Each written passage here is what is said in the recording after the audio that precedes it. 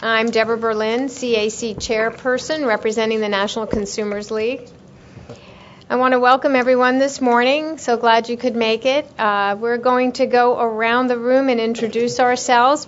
If I could, I'm going to give a proper introduction to Chris Monteith in a moment after we all go around. But this is Chris Monteith, Acting Bureau Chief of Consumer and Government Affairs Bureau. Fernando. Good morning. Fernando LaGuardia, representing Time Warner Cable. Ken McEldanny, Consumer Action. Oh, please remember to raise your hands, although hopefully they can catch us. We're going around the room and keep those mics live. But remember, when you want to speak, you have to raise your hand so that they know to turn the mic on and get it live. Good morning. Mia Martinez with the National Asian American Coalition. Ed Bartholomew with Call for Action. Steve Posios, American Consumer Institute. Dorothy Watt from the Helen Keller National Center. Mark DeFalco, the Appalachian Regional Commission. Joel Oxley, on the board of the National Association of Broadcasters and with WTOP and WFED in Washington. Andrea Quijada, Media Literacy Project in Albuquerque, New Mexico. Cecilia Garcia, Benton Foundation. Amalia Deloney, Center for Media Justice. Tracy Morris, Native Public Media, Phoenix, Arizona. Krista Witanowski, CTIA, the Wireless Association. Irene Leach, Consumer Federation of America.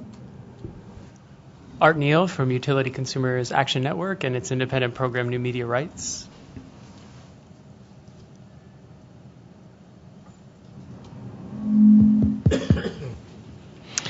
Hello, my name is Claude Stout, and I'm with the Deaf and Hard of Hearing Consumer Advocacy Network. Lisa Hamlin from Hearing Loss Association of America. Stephanie Pody, National Cable and Telecommunications Association. Chris Baker with AARP. Mary Crespi with Verizon Communications.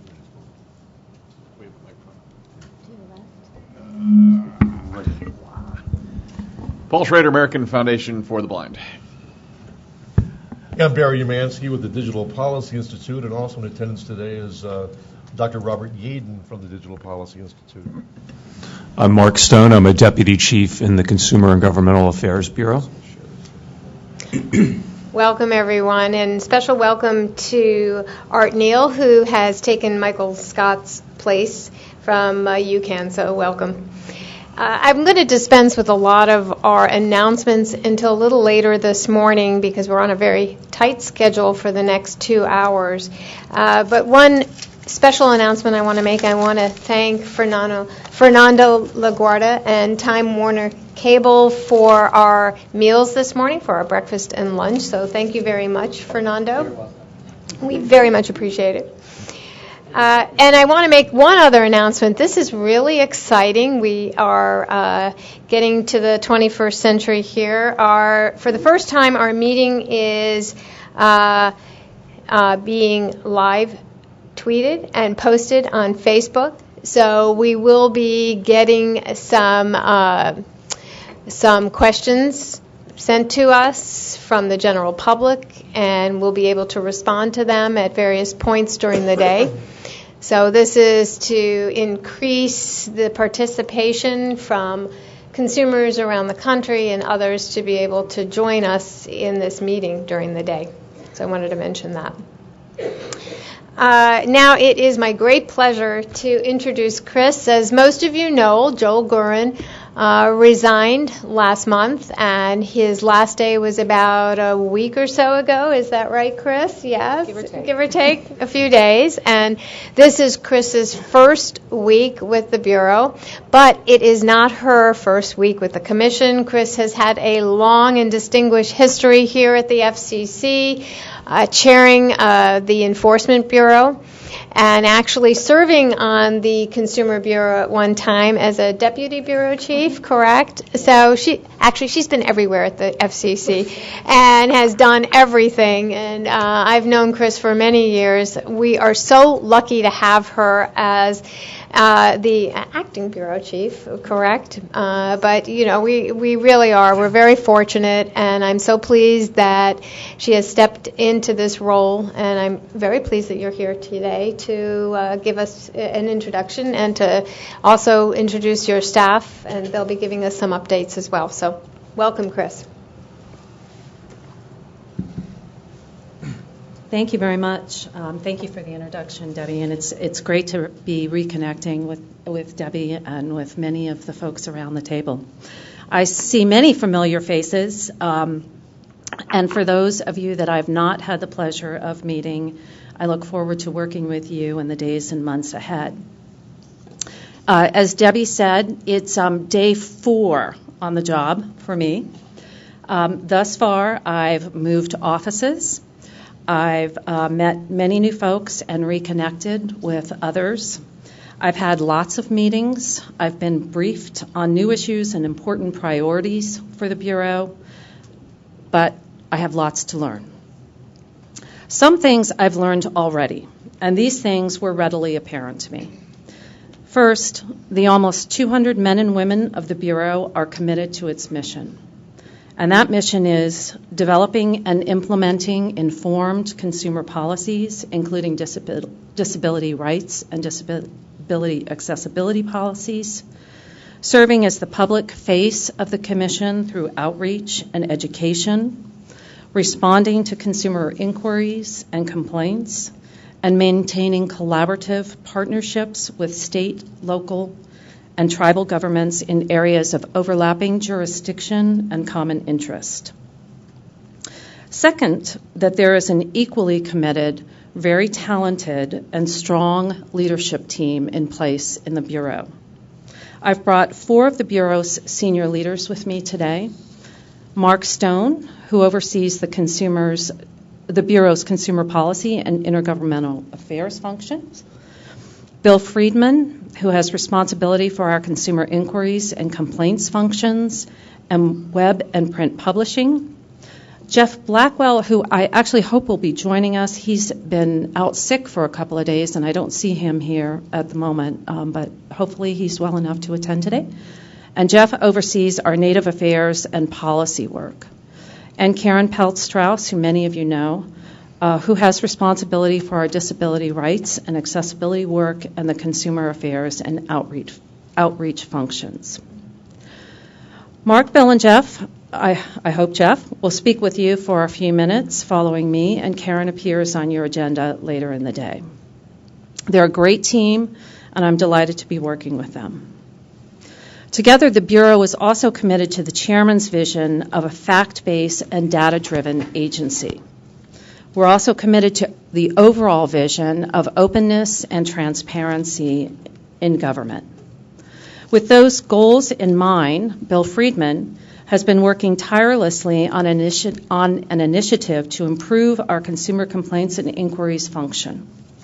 We're striving for a consumer experience that is efficient, effective, user-friendly, and with all protections for consumers' privacy, one that allows us to better understand and utilize the data we gather through the consumer complaint and inquiries process to better inform the agency's policymaking. We could use your help. We've spoken with your chairperson, Debbie, about this initiative, and Bill will fill you in on details in a few moments. I want to stress that the CAC is important to the overall work of the Bureau and to the agency. The collective depth and breadth of your communications and consumer expertise is awesome, truly awesome. We thank you for your willingness to serve and for giving of your time and your expertise. I look forward to working with each of you and getting to know you better. I hope that we'll have many opportunities to chat and get to know each other. You know where to reach me. I'm on the 5th floor.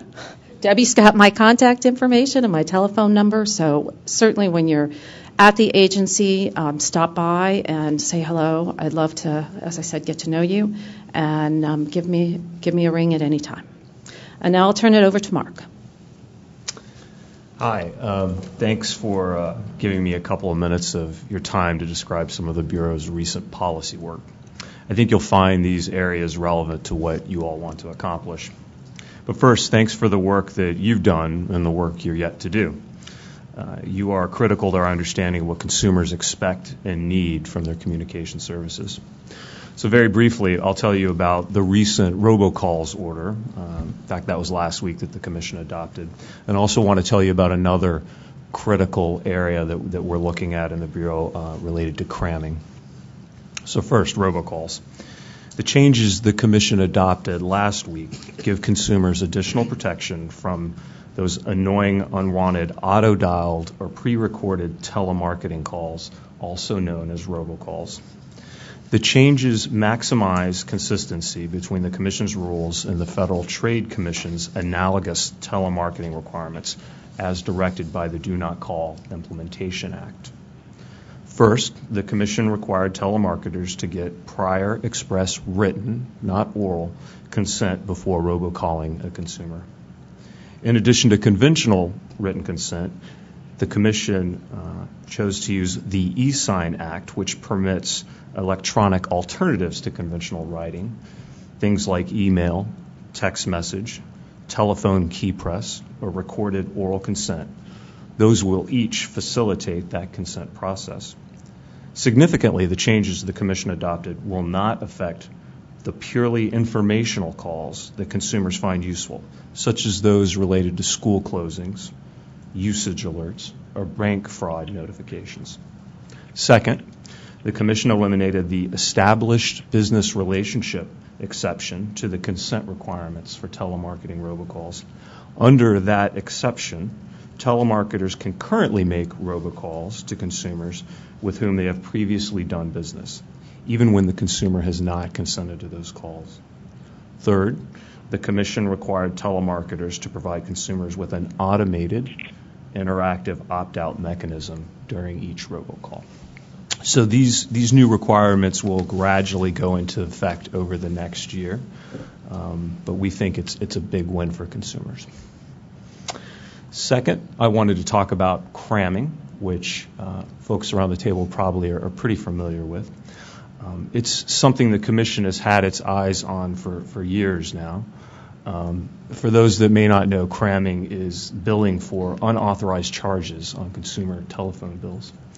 In 1998, a coalition of wireline carriers recognized the issue and developed a set of industry guidelines or best practices to address the practice. And then in 1999, the Commission adopted some truth in billing rules that were designed to enable consumers to better detect both slamming and cramming. More recently, in July of 2011, the Commission recognized that it was an ongoing problem and sought comment on a set of proposed rules to further address cramming with a couple of methods. The first proposal was a clear separation of third-party charges on phone bills from other charges. I should note that third-party charges have been the major source of cramming complaints that we've seen here and that we've heard of from organizations outside the FCC. The second proposal was that the Commission offered in July 2011 was clear disclosure of options to block those charges. So to the extent current wireline carriers offer to consumers an option to block all third-party charges, that they would need to make that clear to consumers up front. I should note that the Commission discussed the potential for cramming in the mobile context, but did not propose specific rules for mobile. The proposed rules I just mentioned were for wireline telephone. On the same day as the NPRM, or about the same time, the Commission also issued an infographic that was designed to show how frequently consumers are affected by cramming and how often they may not realize they're being crammed. Also in July of 2011, the Senate Commerce Committee issued a staff report on cramming describing the effect of consumers. So we're taking a look at that as well. So now the comment and reply comment dates have come and gone. We're reviewing the comments from the public and all relevant stakeholders. Very generally, the carriers oppose new rules. They argue that third-party billing can help consumers and that voluntary care efforts to curb cramming are sufficient, and that many already block third-party charges at consumers' requests. Also, very generally, some of the states and the FTC and others say that more action is needed to address cramming. Some ideas that they've suggested include greater bill disclosure of third-party billing, requiring opt-in from consumers to allow third-party charges, and other possible actions. So these are just two of the larger policy initiatives we've been working on in the Bureau. We're excited to have Chris here to lead us through our agenda. So we continue to work on, in addition to the two I mentioned, other matters under the Telephone Consumer Protection Act and the Communications Act. And again, we look forward to working with all of you as we move forward with our consumer empowerment agenda. Yes? Should we take questions now, Chris? Ken? Certainly after, seems like decades, welcome the landline cramming regulations. What steps do you think the Commission is going to be taking in terms of wireless cramming, given that that's fast, replacing landlines throughout the country, and in order to try to get this stopped before it really gets a foothold? That's a good question. I can't speak for the entire Commission, obviously, but what I suspect that we'll do, as we always do, is to continue to take a look at the complaints we receive and analyze how it breaks out by industry category, and then consider what next appropriate steps may or may not be.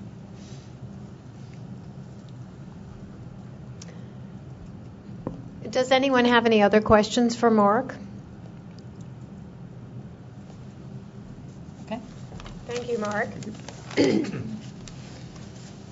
And now Bill Friedman will fill you in on what's going on in the consumer inquiries and complaints area. And Bill also oversees our web and print publishing functions. So if you have any questions in that area, feel free. Good morning. My name is Bill Friedman. I am one of the three deputies in CGB. And as Chris mentioned, I'm responsible for two divisions, both of whose work falls right within the wheelhouse of this committee. So it's great to be here and see you all here this morning. One is the Web and Print Publishing Division, which is responsible for, in part, overseeing 175 consumer guides and related information sources that we have on the Internet where people want to know about our policies and our rules, what their rights are, how they can best enjoy communication services that are offered by providers here in this country. And what I'm going to talk about more today is our Consumer Inquiries and Complaints Division, which is the other division that I work with. It obviously handles complaints and inquiries that we receive from members of the public. We get these inquiries and complaints via a Commission website, email, ordinary mail, faxes, and phone calls. It's by far the largest division in CGB. It has a total of 85 employees, including 30 consumer advocacy and mediation specialists, which we call CAMs, in the Gettysburg office, and also 30 here in Washington.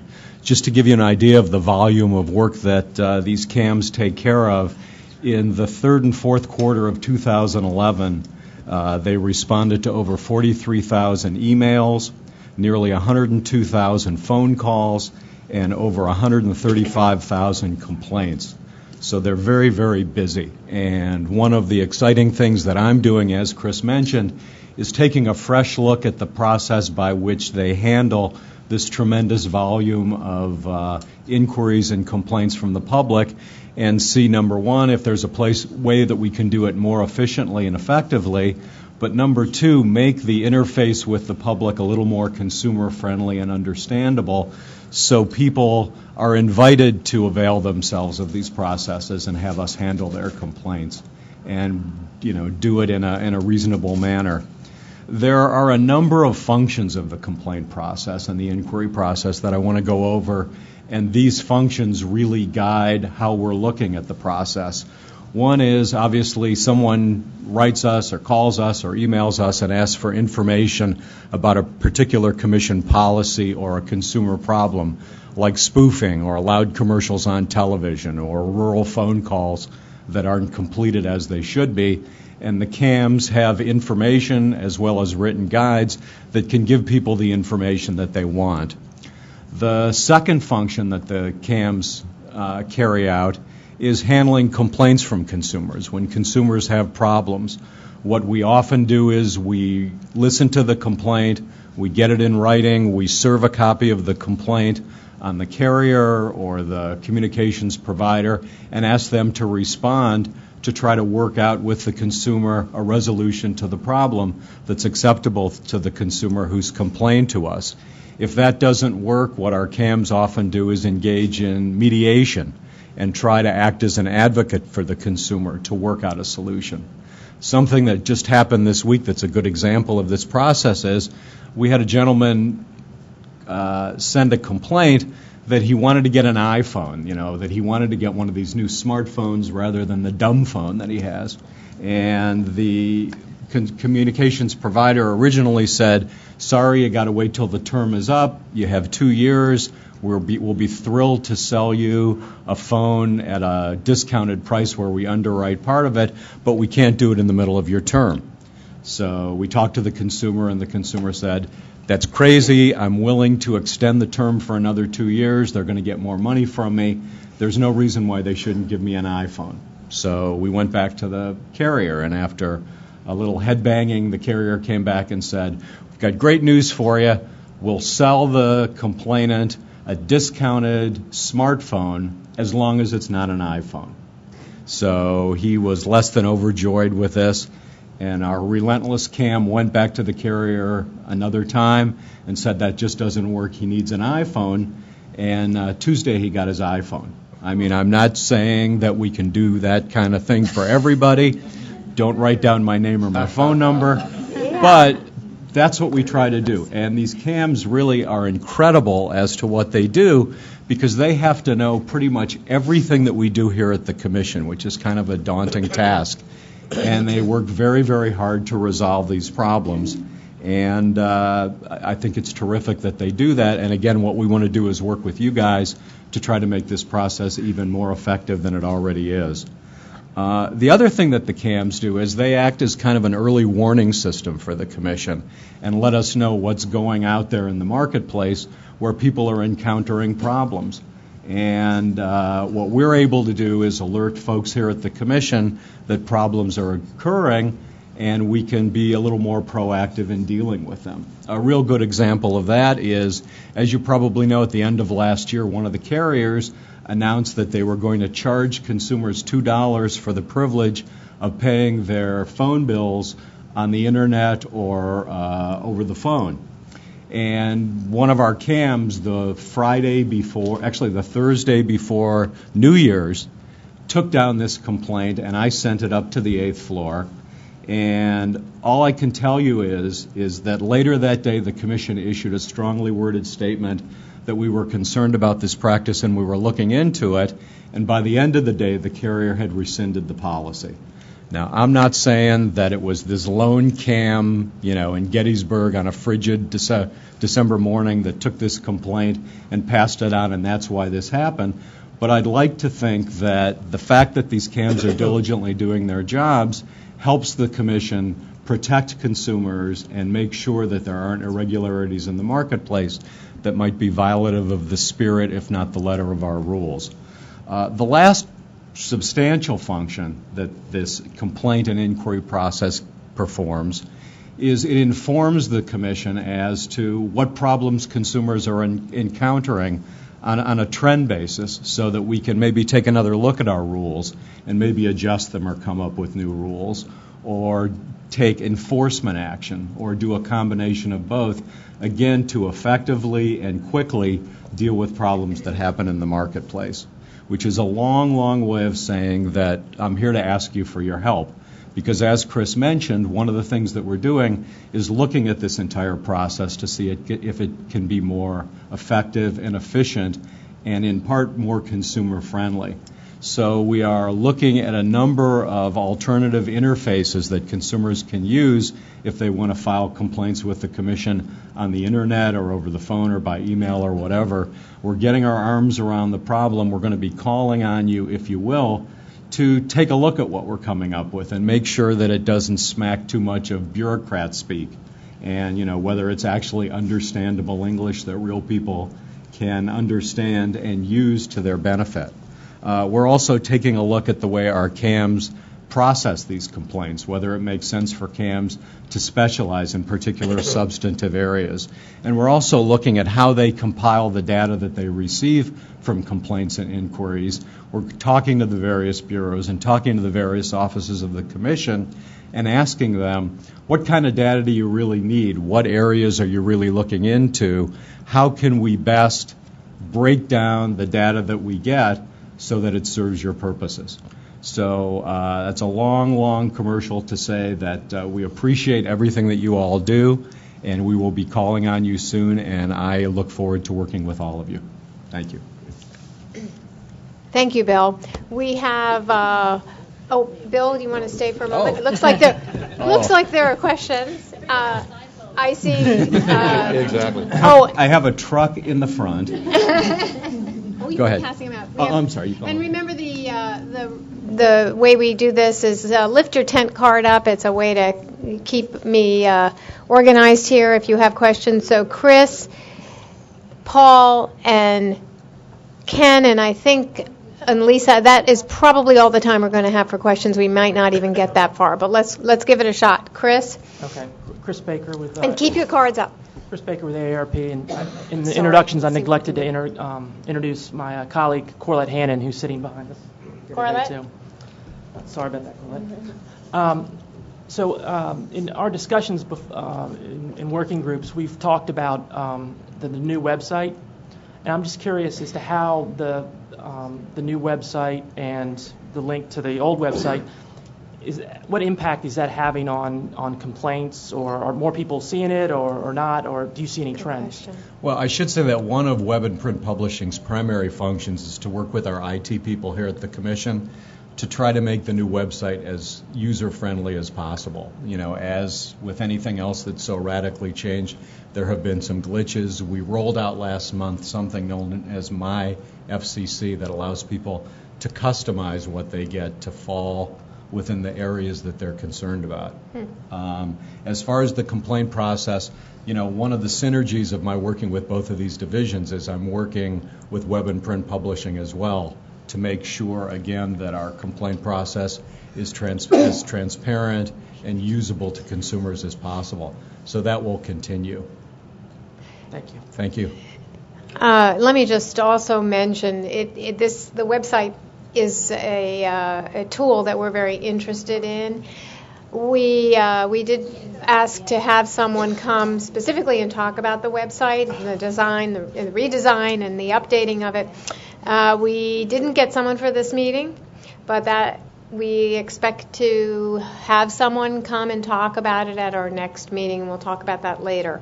But that is something, Bill, that we are really interested in, because we see that as an information tool, as an outreach tool, and here we also, also as Chris mentioned, it is probably something that it helps connect consumers to the complaint process as well. So, good question. Paul? Hi, Paul Schrader, AFB, American Foundation for the Blind. Just a couple of quick things. I want to make sure that, and we can talk about this separately, that there's opportunities to make sure that consumers, particularly consumers with vision loss, know how to contact the complaint center, including on issues not related to disability, but on all the host of other consumer issues that, of course, they might be interested in. So we'll want to maybe work with you separately on how to make sure that kind of information is being made available to consumers, which kind of gets to one of my points. I have three quick questions.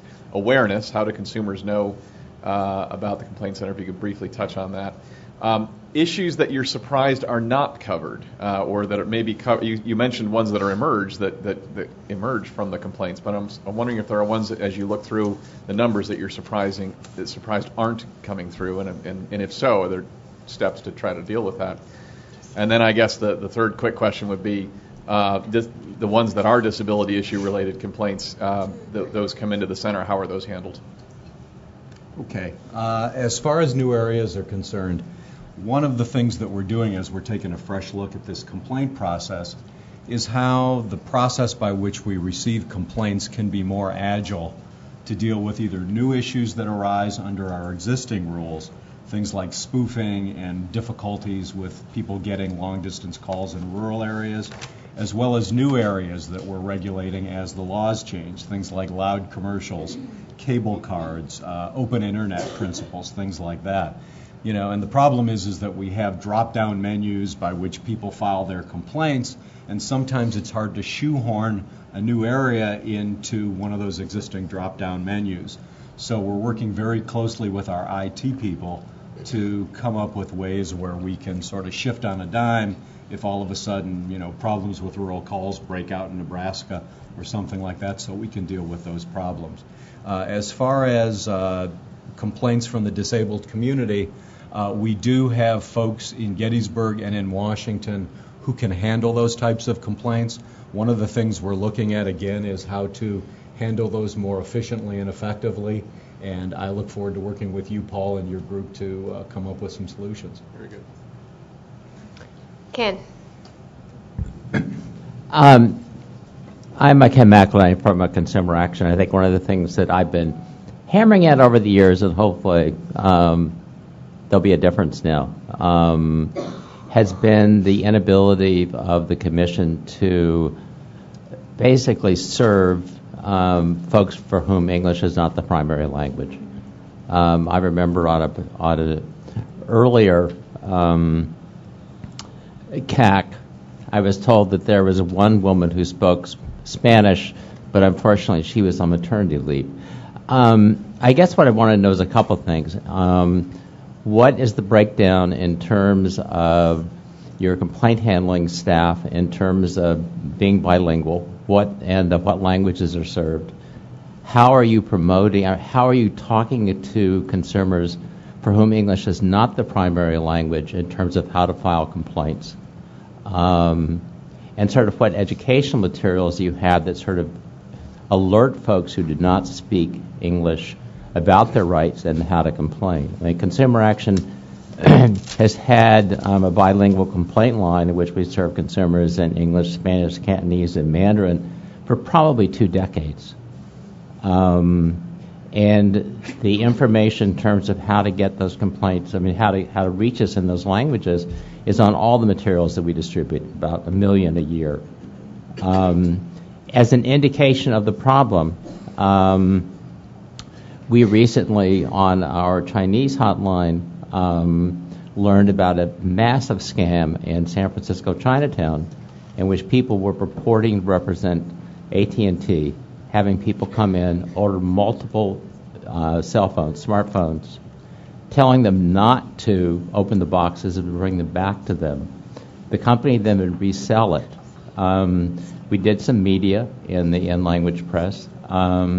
We received some 80 complaints. None of those people knew how to reach the FCC.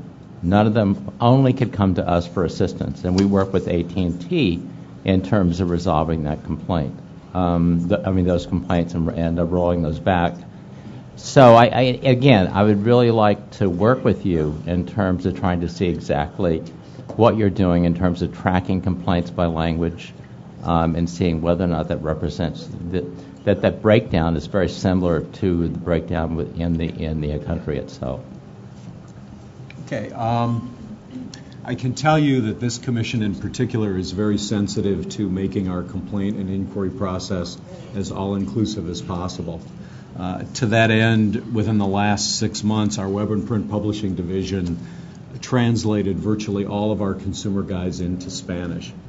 I know that there are some other languages that might need translating to, and we're looking into that.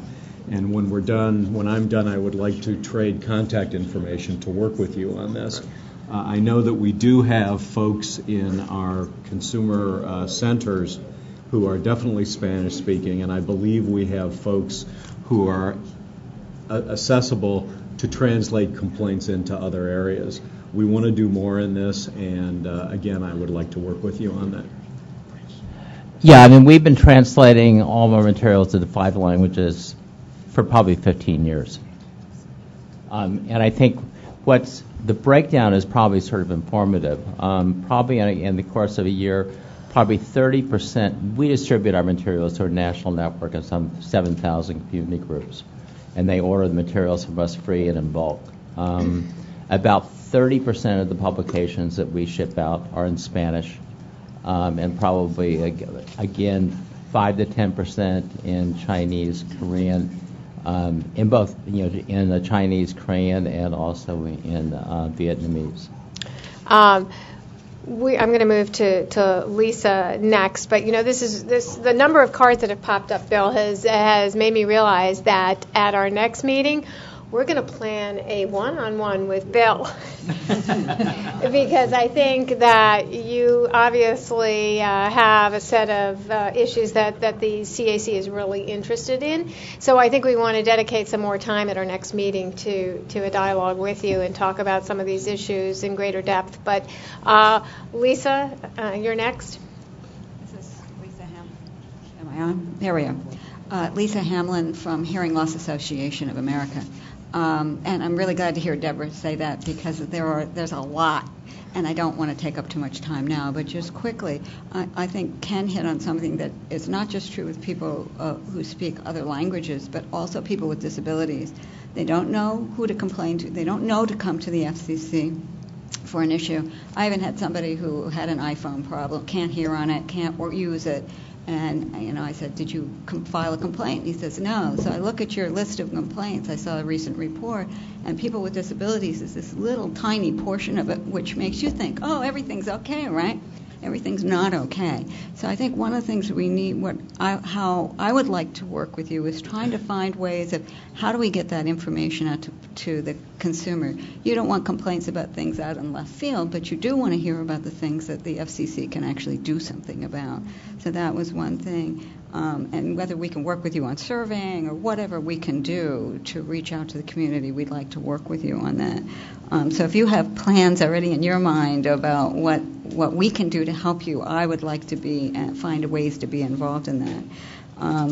And then I think these I love actually the fact sheets. I love getting those and being able to send them out. But we need more ways that the consumers know that these sheets are out there, that they can get this information. And just more general public awareness, I think it would help us help you.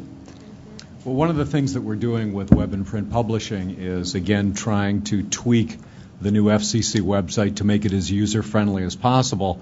So if somebody wants to know about cramming, they can put the word cramming in and everything will appear before them. Because we have a substantial number of information sheets out there, and it's a question of hooking up the people with the sheets that they need, and we're trying to do that in as reasonable and logical and user-friendly a way as possible. Right. And let me just add one more thing real quickly, is that the other thing that we find for a lot of our people have complaints about television, access to television, captioning, that kind of thing.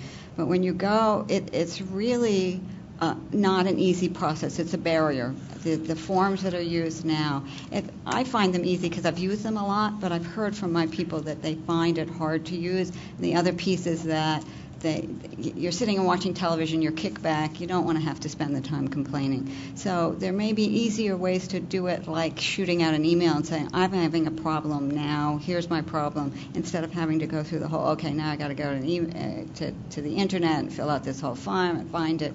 There may be, that's another area I think we need to look at, how those forms work and the interface with actual people who need to use them. Well, one of the things we're doing, as I mentioned, I don't want to take up this whole meeting, but one of the things that we're doing in looking at this whole process is not only complaints, but also consumer inquiries, where people do just that.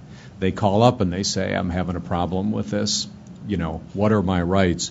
And one of the things that we're trying to do is true up the scripts and the information that are available to our CAMs to handle those types of questions with the information sheets that are prepared to make sure that what the CAMs are telling people and what the information sheets say are in sync and also are as up-to-date as possible. As you can imagine, there's a lot of information that we have to cover, and one of the things that we're looking at is a way to involve each of the licensing bureaus and operational bureaus that have particular expertise in particular areas to get them involved in this process to proactively update our information base, again with the objective of getting it to people as efficiently as possible. Bill, can I add something on the... And here's Karen. Come to the I was mic. just going to give her a plug. You need to get to the mic, though. Yeah. So it's... I just wanted to mention that if anybody does have a captioning complaint, they can always send an email to our DRO mailbox. I believe it's dro@fcc.gov, and I'll confirm later when I come down. And this is not working. If they have concerns about filling out the form, we have people that can help them. So, and no one should not file a complaint because they're having trouble with the form. They can let us know, and we have helped people. Thanks, Karen. Okay, I'll close and just say thank you again for all of your interest and all of your enthusiasm, and I look forward to working with every one of you. Thank you. Thank you, Bill. Thank you very much, Chris. Anything? I apologize. Jeff Blackwell, who heads up our Native Affairs and Policy Office, is out sick today. But generally, Jeff's shop has been instrumental in working with other bureaus and offices to make sure that as we make policy decisions, that the interests of Native nations are also front and center in that policy making. He's also worked very hard to go out to visit Native nations and to bring, again, information where it's needed, and to work with Native nations to, address their concerns. It's a community that's been historically underserved, and we want to change that. So he will be available later in the day if there's any time on your agenda. I think he is coming into the office later, but just wasn't, as I said, he's been out sick a couple days, so wasn't feeling up to it this morning. And we can also put him on your agenda assuming that's fine with Debbie, for another meeting.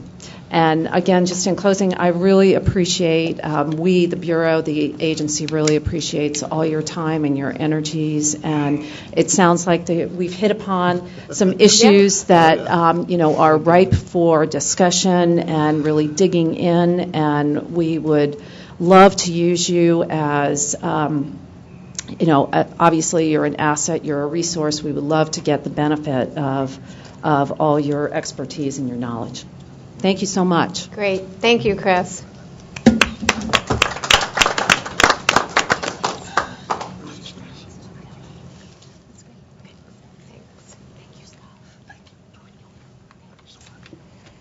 Okay. While we're waiting for our next speaker, let me go back to some introductory announcements. And one of the things I didn't do before was recognize, I believe we have some people on the bridge, on the phone.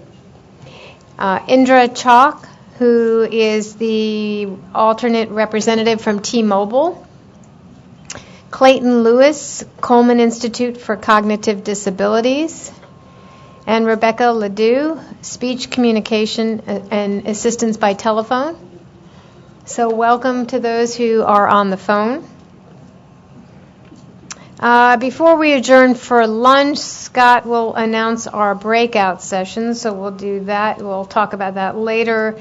In your packet, new recommendations that we're going to address at the meeting this afternoon are on pink paper.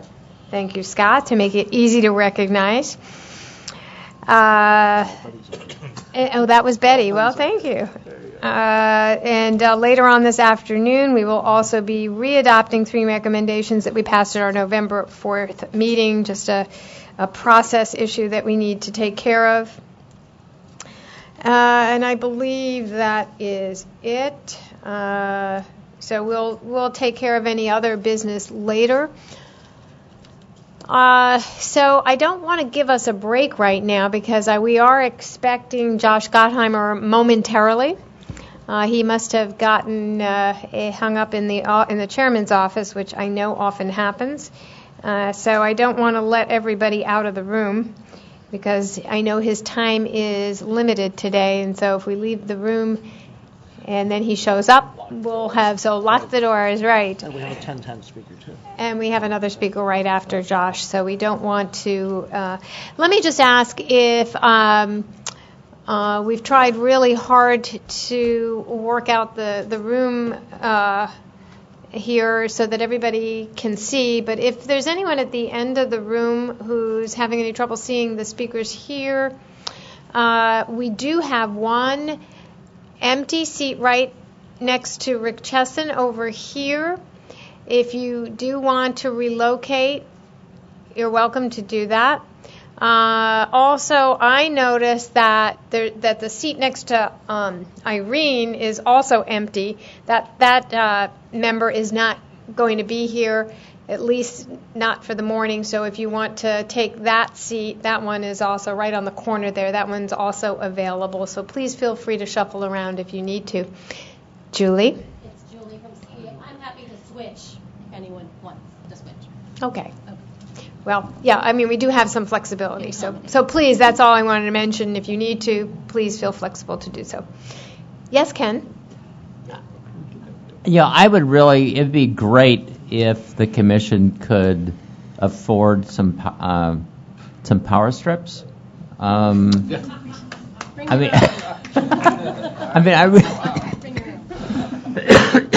I realize that's a radical idea, but I wrote it down. Okay, good. Paul? Hi, Paul Schrader, American Foundation for the Blind. I actually just want to take a second, although I don't have any pink paper, I do want to compliment Scott and the team, whoever was responsible for excellent Braille. I know that's been an ongoing challenge for the Commission, so thank you for producing material in Braille, particularly for today's meeting, even though I don't think there's any pink Braille in my packet.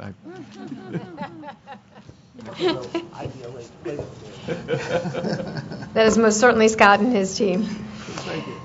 So again, while we are waiting, just a couple things to note on our agenda today.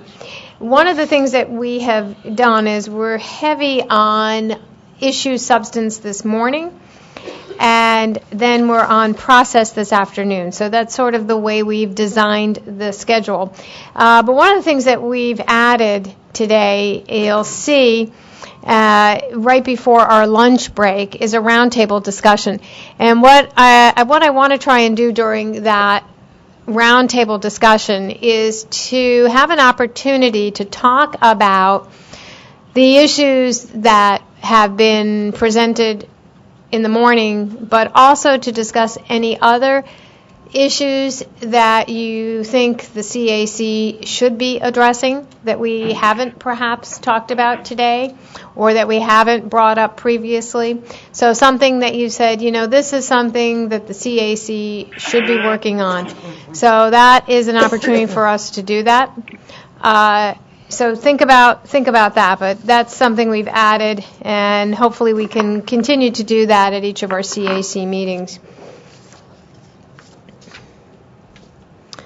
Anyone have any new business?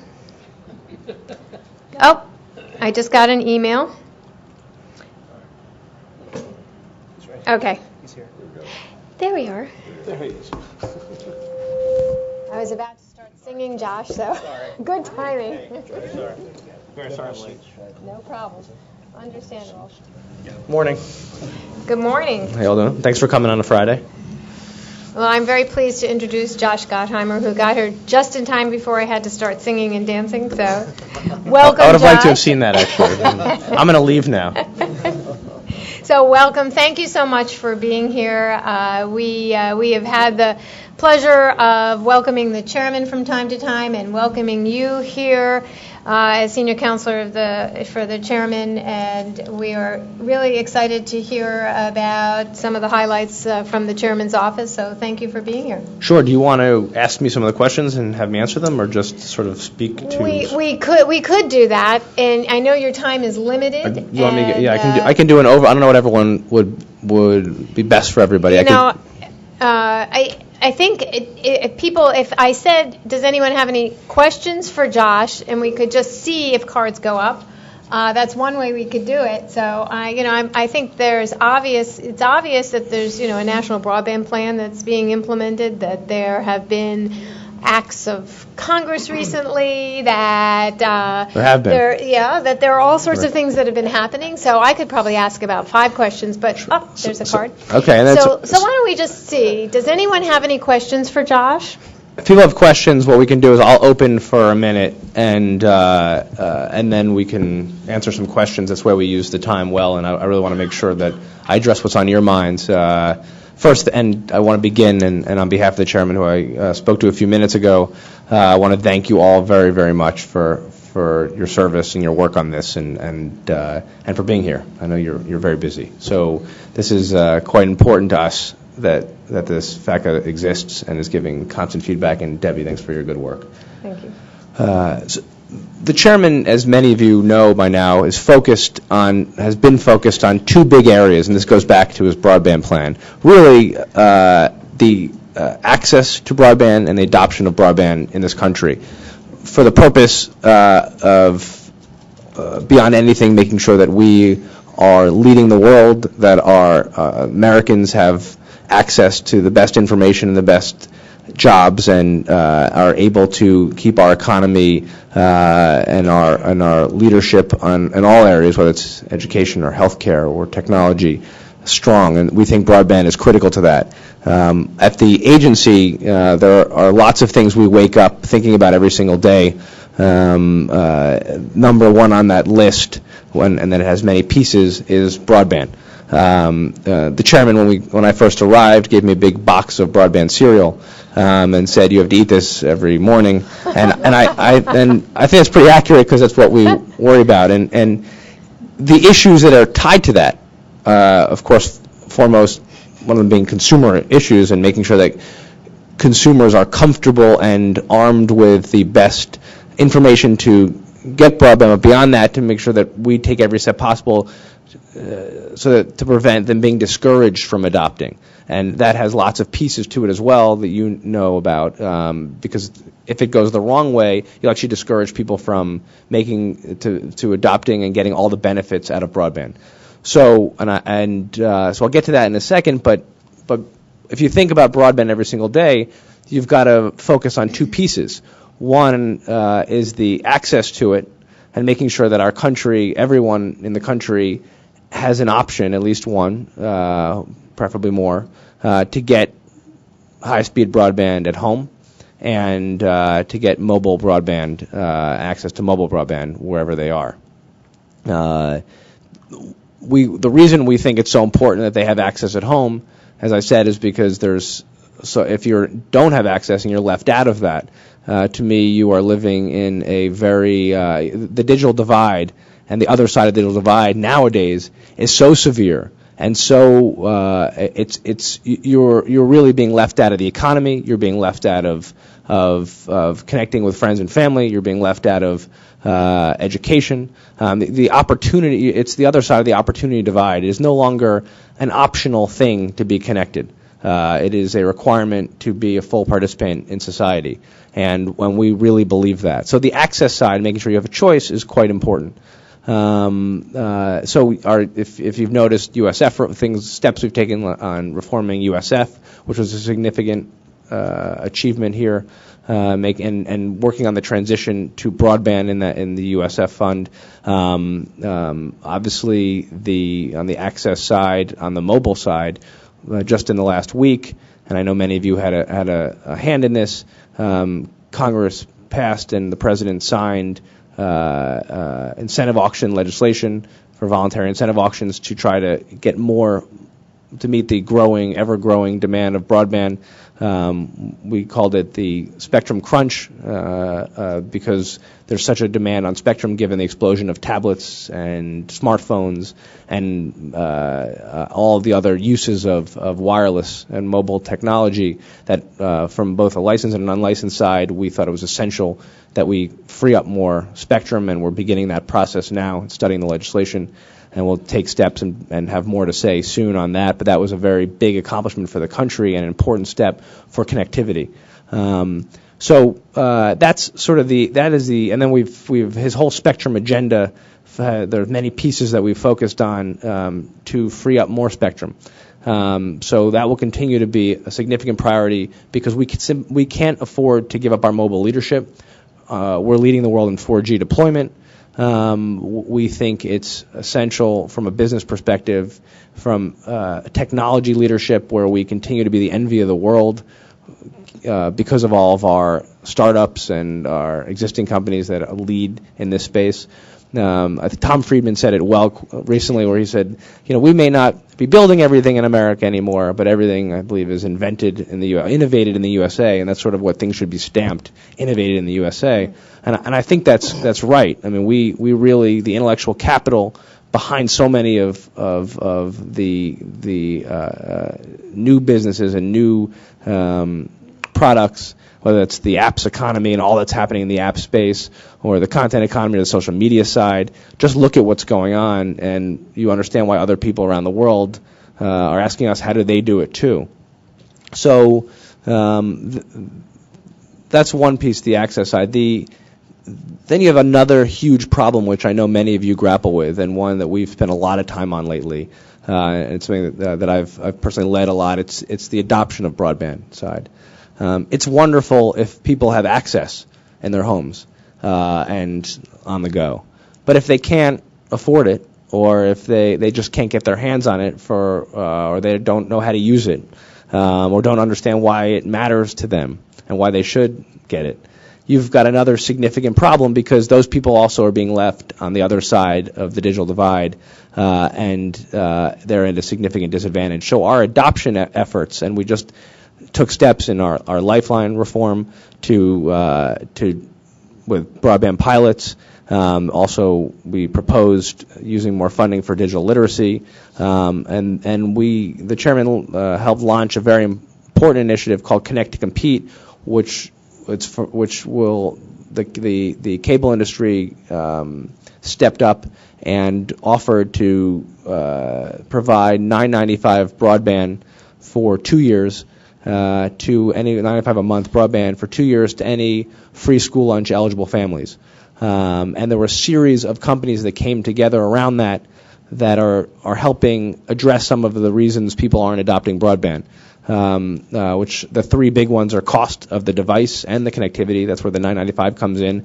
We also have the largest refurbisher in the country offer $150 devices, refurbished devices to school lunch eligible families. On the digital literacy side, which is another big barrier, 60 million Americans are digitally illiterate and don't know how to use a device, whether it's get on email or use a mouse. And the fact that we've got so many people who don't have the basics, it's like reading, writing, and arithmetic, and to me it's also using a computer should be the fourth. If you don't know how to use the device, and that's the reason holding you back, we have to take steps to fix that. America's public libraries are an incredible leader in the digital literacy space. There are 6,000 of America's public libraries are offering basic digital literacy, about 38% of them in the country. We want to get that up to about 65% of America's public libraries offering basic digital literacy classes. Best Buy has offered, and they're putting their Geek Squad forward, and they are going to be training people starting in 20 states how to do basic digital literacy and do classes for them. And then the third barrier, which is the relevance piece of why do I need this in my life, a series of content providers on the jobs front, so CareerBuilder and Monster.com and others, and on the education front, people like Discovery, have offered up free content. So whether it's job training certification online, or homework helper for kids if you can't afford a tutor, but there's all this wonderful rich content online, to low-income Americans. So they've offered this up for free to low-income Americans. Our goal there with Connect to Compete, which is now actually being run outside of government in a new nonprofit called Connect to Compete, our goal there is to ensure that more people, especially those who really can't afford it, have a shot at getting connected. And because we know that a third of the country is not adopting broadband, which is just at home, which is a very, very significant number when you compare it to places like Singapore, where it's 90+%. But in low-income areas and with minorities, the number is more like 50 to 60% don't have broadband at home. So think about that from your perspective. You've got, if we're worried that people are falling further behind if they're not connected, and then we know there is a huge swath of the country, like namely like 50 to 60% of certain populations which aren't getting online. Well, that's a real problem. We also know that it's a big seniors issue, massive seniors issue. And digital literacy, actually more than cost there, is a big problem. But cost is also a significant issue. So if we walk away and the chairman walks away thinking that he hasn't dealt with the access side or hasn't dealt with the adoption side, if we hadn't taken steps there, I think we would have been remiss. And I think that's why we're working feverishly to deal with that. Just one last piece, and I'll open to questions. The other big initiative lately that I think you might be interested in that we're doing is on digital learning. Another reason why you have broadband, right? Because broadband, as I said, is not, you don't just get broadband for the sake of having a pipe in your house with broadband. It's the reason you use it. So for some people, it's the friends, connecting to friends and family, and for other reasons, it's looking for a job or getting a job. But then the education piece is so important to that, and we, from a meaningful use perspective, think it's critical. Now not all of Julie's clients are going to think that that's right. I mean, not everyone wakes up every day thinking I'm going to build something for this purpose. They might do it for social reasons or for showing video, and we think that's wonderful too. But we think there's the meaningful use piece on education, for instance, is so important. The chairman 2 weeks ago announced with Secretary Duncan, challenged the ecosystem of those who do learning and textbooks in this country. It's a $7 billion industry, by the way, a year, just in case you're wondering if there's any money being made in textbooks. And it's a great business, by the way, because like every 7 years you get to change a few words and throw a new cover. You slap a new cover on and you just charge schools again for it. So it's a great business model if you can get it. And there's been no innovation, or very little. I don't want to offend them. There's very little innovation in that space. There's been some, but compared to where other industries, it's been small, and compared that it is our children and we're paying the taxpayer dollars for all this stuff, you'd think there'd be a little bit more. But if you got a good thing, why change it? But you should see what's going on in the digital learning space. The explosion of innovation in the last 2 years and 3 years is remarkable. If you have a tablet, let's see, here, it doesn't matter, it could be, there's one, but if you have a tablet, basically imagine this, just to give you a perspective of what's available right now, and increasingly affordably available right now. You have a tablet, and at night your child goes home, and they open it up, and on it is not your static text, which is one size fits all, but it's actually this incredibly engaging, personalized learning experience where you open up algebra or geometry, and the shapes pop out and move around and turn around, and there are videos about the solar system, and they can do assignments through social media, connect with other people in their class, and the textbook learns as your child goes through the textbook. So there's a company called Newton, very interesting right now, that's taking thousands of data points as your child's experience is reading their textbook, on their digital textbook. So you turn the page and it knows how long you spend on each section. Do you learn better visually because you spend less time and you answer questions more accurately when you see it visually, or when it's written you do better? If it's written with bullets you do better. And the textbook actually just changes to you and to conform to you to how you learn. Because think about it, we don't really do anything one size fits all, yet we do textbooks one size fits all for all kids, and we know that kids learn differently. Then at the end of the section on triangles, you realize, remember we used to take those 10 questions at the end, you take and you rip out the page, you hand your teacher, or you just hand in your homework assignment, you've taken those to see if you understood the chapter on triangles or on isosceles triangles. Well, imagine that at the end of the chapter, your child answers the questions, it shoots the answers, it grades it automatically, shoots it to your teacher. Fine, that's one piece that seems pretty simple. Teacher doesn't have to grade 1,000 papers.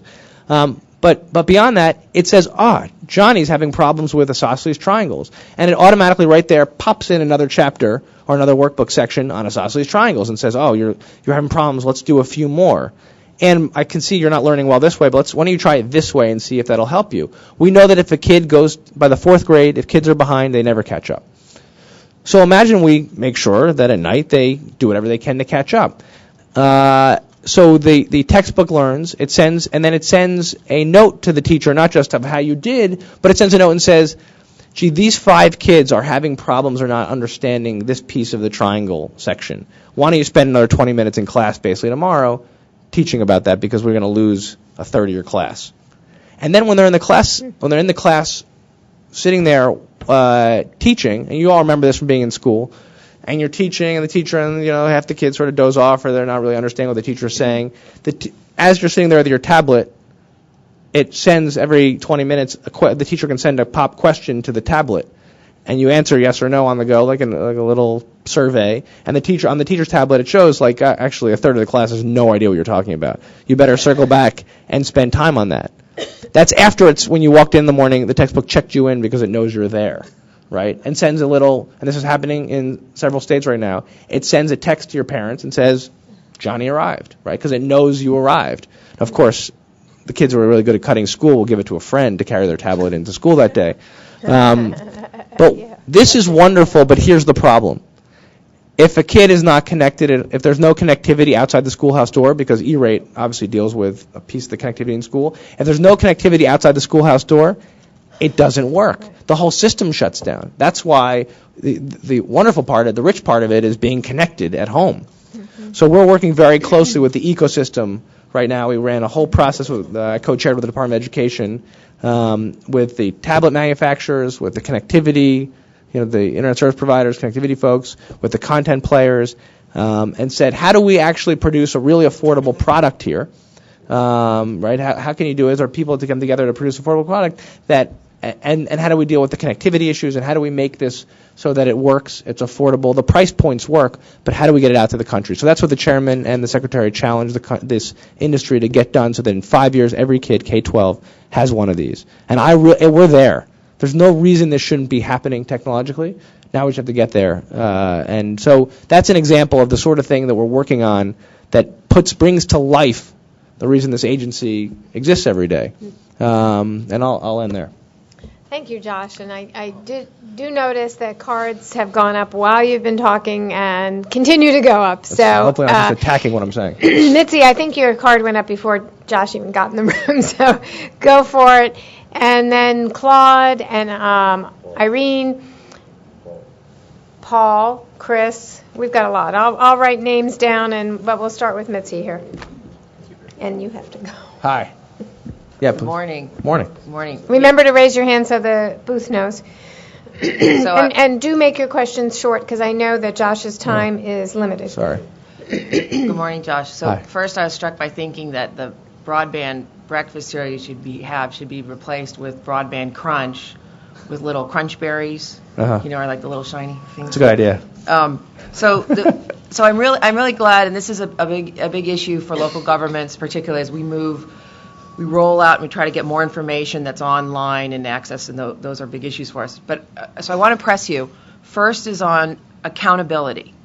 The Connect to Compete program is based on the terms and conditions that the Commission negotiated with Comcast as part of the universal service, at least part of the rollout for the school-age children of the broadband services in the 995.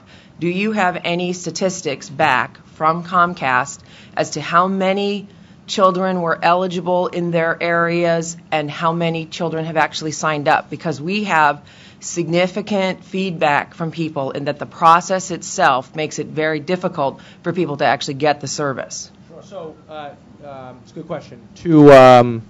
Raise my hand. Just two responses. One, the Comcast, through Comcast NBC merger, the company offered to do an adoption program, of course one that we worked with them on, and that was it's called Internet Essentials. So that's a separate. It's a very similar program to Connect and Compete. Connect and Compete is a voluntary program from the rest of the industry, the cable industry, that offered to provide $9.95 broadband, similar to Comcast, although the terms are slightly different. The Comcast just about 2 weeks ago, Rick, put out a report on an accountability report, which we can get to you on their statistics. I don't want to cite them from memory, on what they're seeing so far. And I thought actually it was a very good step forward that they're being hard on themselves. The gentleman who's really overseeing the program, David Cohn, who's one of their leaders, is spending quite a bit of time on this and taking it very seriously and going above and beyond. In fact, they announced they were making it the initial commitment they made was for free school lunch eligible, which is what Connect and Compete is. They offered starting next year they're going to do free and reduced. So they're expanding their population that's voluntarily just because they see it going well. They admit and that this is not easy. And part of the challenge here, and Connect and Compete I know is struggling with this too, although making a lot of progress on how to do this, is to verify that someone is school lunch eligible. There's no national database. Even the states don't have good databases. It's all, in most cases, you say you're school lunch eligible. So what Comcast is requiring, and the other cable companies, is some sort of proof of that. And that's where it's been complicated because they have to send in this. You say you're interested, then you have to send in the document. The companies, and Comcast committed to this too, and we're working with the other companies on this, of finding a way to, if you give certain data points in, where you live, so census information, census block information, plus what school you go to, which shows what percentage of school lunch eligible. If you hit a certain threshold, you don't have to go through that process. You automatically qualify. And I think that's going to make a huge difference in dealing with the roadblock that's up there. It's a shame that there is no national data, that we have no database to check. It's a problem we have with Lifeline too, and that's part of what the reforms with Lifeline is, finding a database, because you might imagine these companies don't want to, if they're doing this, don't want to lose a lot of money and have all these people who really don't qualify, and I don't blame them. But also, I've been really pressing them to say, we've got to find a better way because we can't lose a huge swath of people because it's too hard. And so this has been one of my biggest issues, the eligibility screen, and we're working very, very hard on it. If you want to talk to me about other issues they're having, I'm going to give you my card, and I'd love you to connect with you, and we can talk about specifics. And I guess, let me keep it short. I would just say that at the school level, they have that information. Yes. And if you just created a very simple database that they could upload that information at the local school level, you could at least start to. So they tried this. We just had a 5-hour meeting with them yesterday. They've tried this. The school leaders are really busy. And the feedback they're getting from schools is, if you make this really easy for me, I'll hand out a flyer and stuff it into the school lunch packets. But if you require us to do anything, we have so many demands on our time.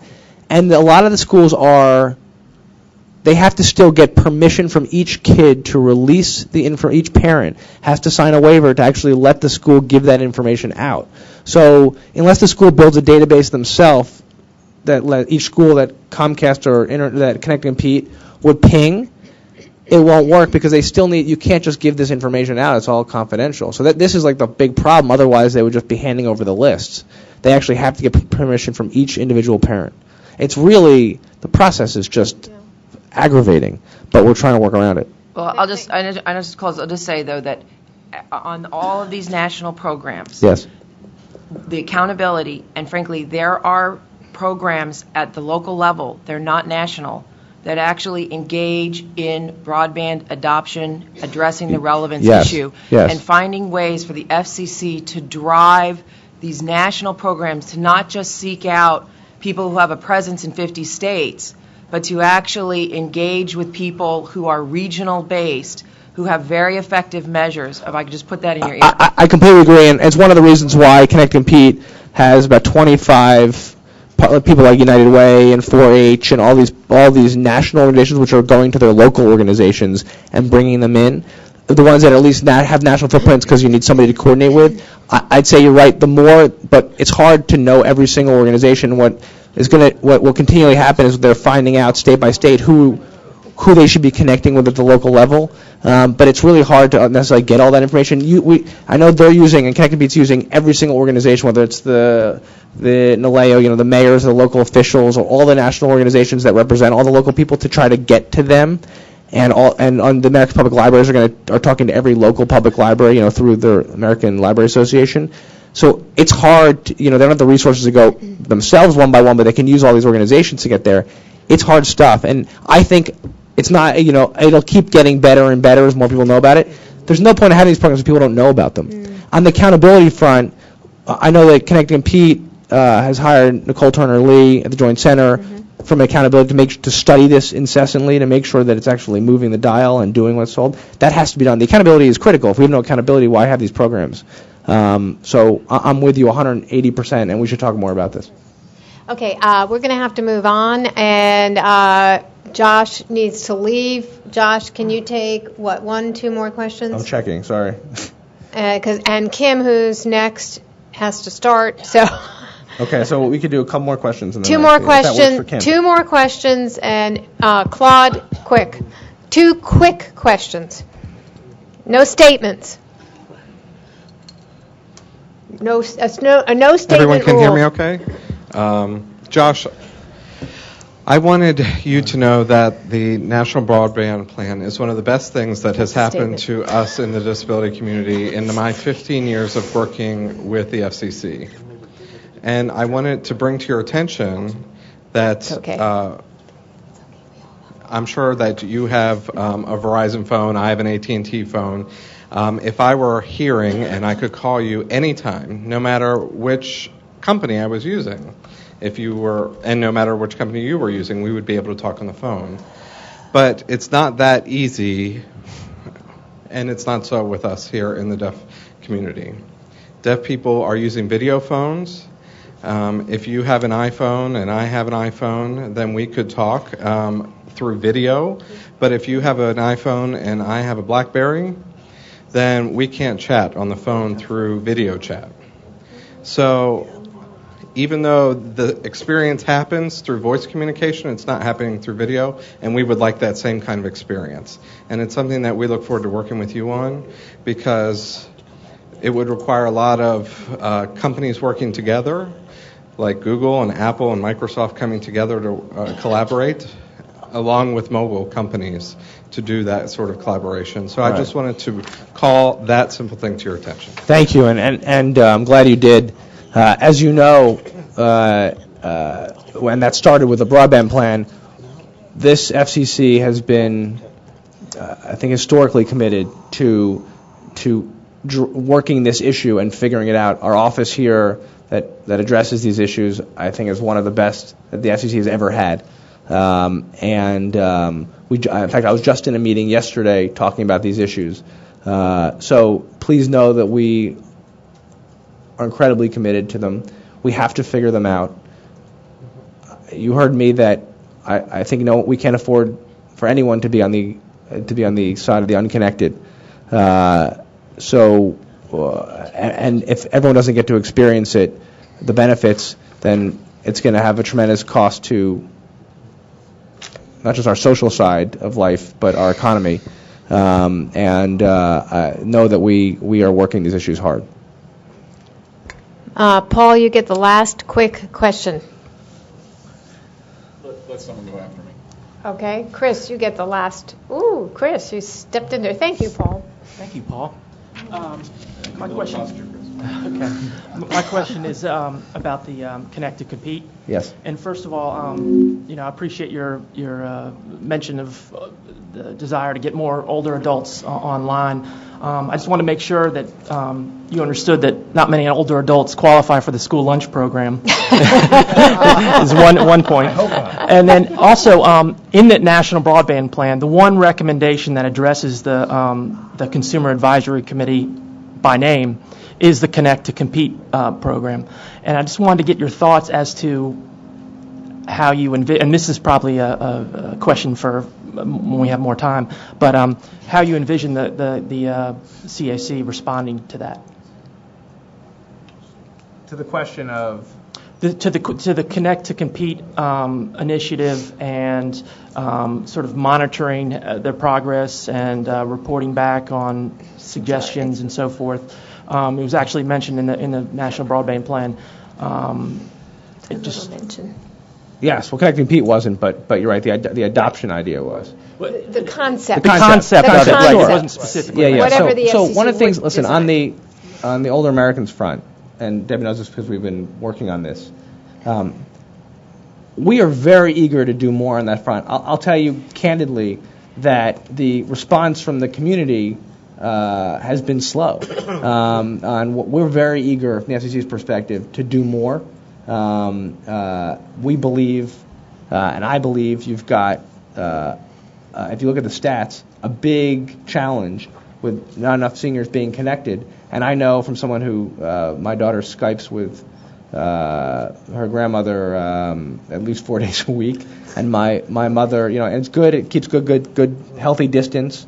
We're happy to give you a list of programs that might qualify for it if you want to add it to the school lunch program. I know that the cable. I'm just kidding, Mom. In case you're reading the record here. I'll tell you that the cable. The cable industry offered something, and we believed. So it's a massive commitment on their end, like a $3 billion commitment. And the whole program, Connect Meets, a $4 billion in-kind commitments. We believe that it's very important. I can't speak for the industry who offered this on a voluntary basis about what they can do to expand it. I know so I'll leave that to them. But I'll tell you from the FCC's perspective, beyond that program, we have to do more to find ways to connect people and to knock down the barriers. Yeah. And there are lots of things we can do to do that, to get there. And we've had several meetings to try to figure out what will it take. Is it more that we need to do on digital literacy, and should we be working with more of the seniors organizations to provide more digital literacy and training? There are more programs we could do through America's Public Libraries to deal with the training. On the relevance side, are there things we should be doing? And put aside the cost side for now. There are a lot of other obstacles in the way. At least that's what the research shows. Besides cost, listen. Let's all work together and figure out if we can get there on cost. I'm all for everyone talking to everybody else and seeing if there's something to do. But what I would hope is this has to be a more urgent priority for the older American community, and we're ready to do more.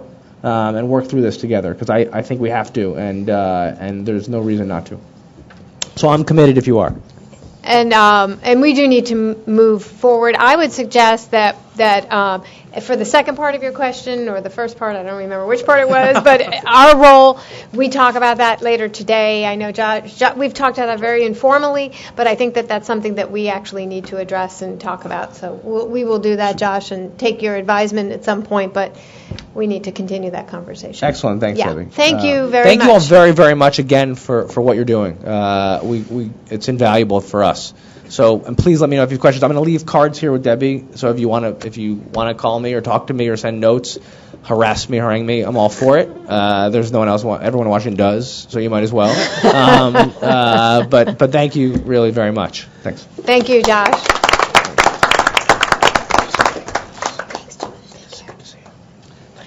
Okay, don't anybody leave. We are very pleased to have Kim Scardino join us at the table. Hello. Kim has been with us before because she has been dealing with a really important issue for consumers and for, I know, a lot of CAC members, Lifeline, and the recent order that came out on Lifeline and Link Up Reform and Modernization. Kim is Deputy Chief, Telecommunications Access Policy Division of the Wireline Competition Bureau. So we're very pleased to have you again, Kim. Thank you, and thank you for your patience. I know we're running a little late, so sorry about that. Josh going before. Just kidding. I'm not as funny as him, so this will be more serious, I think. Anyway. Thanks for having me back, and I'm thrilled that the Lifeline reform order has been released, and now we can, I know everybody here has read it and understands the whole thing, so no. It's a long order. There's a lot of new rules. The entire program has really been revamped in a lot of ways, what I thought I would do is give you the highlights and then save time for questions, because I've certainly gotten a lot of questions from folks. I've talked I spoke at NARUC and to the Joint Board as well as some other states. So I know I've been talking a lot with the states about some of their questions. So I'll try as I go along to address some of the things that that have been raised since the order was released. One of the best things that I think that the order does is it puts all eligible telecommunications carriers under the same rules, largely. I mean, there's some differences, but before we had a situation where you had some of the forbearance carriers operating under certain rules that were different from what everyone else was operating under, and the purpose of the order was really to put everybody under the same rules so that there was clear guidance to the states and of course the FCC about what everyone should be doing when they sign people up for Lifeline and continue to serve them. The order for the first time adopts 3 goals for the Lifeline program as well as some measures, and also simplifies the definition for the supported service to make it consistent with the supported service that was adopted in the Connect America Fund order, replacing the 9 list of services with what we call voice telephony service.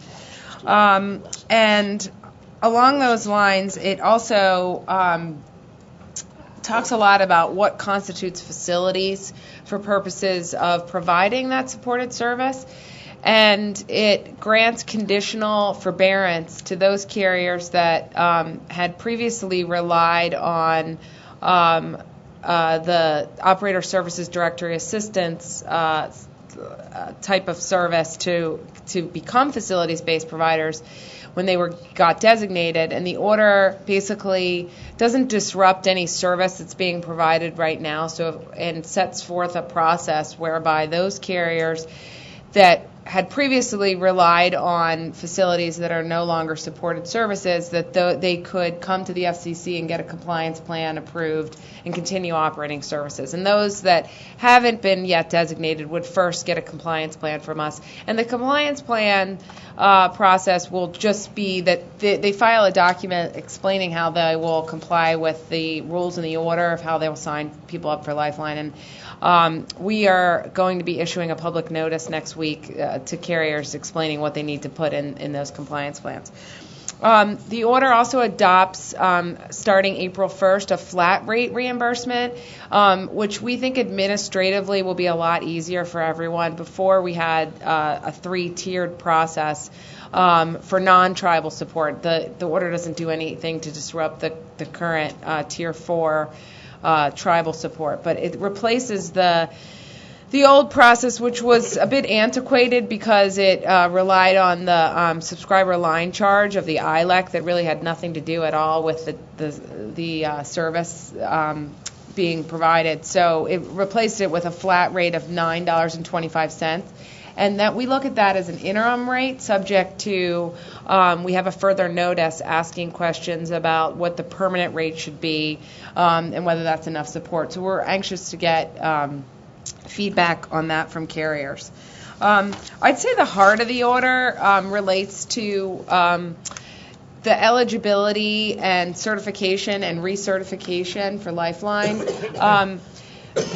Prior to this, you had largely a self-certification model where consumers just signed up for Lifeline saying that they were eligible without really proving that they were enrolled in any kind of program. We always had a rule that for income that the consumer needed to show that they were eligible, but on the program-based side, it was self-certification.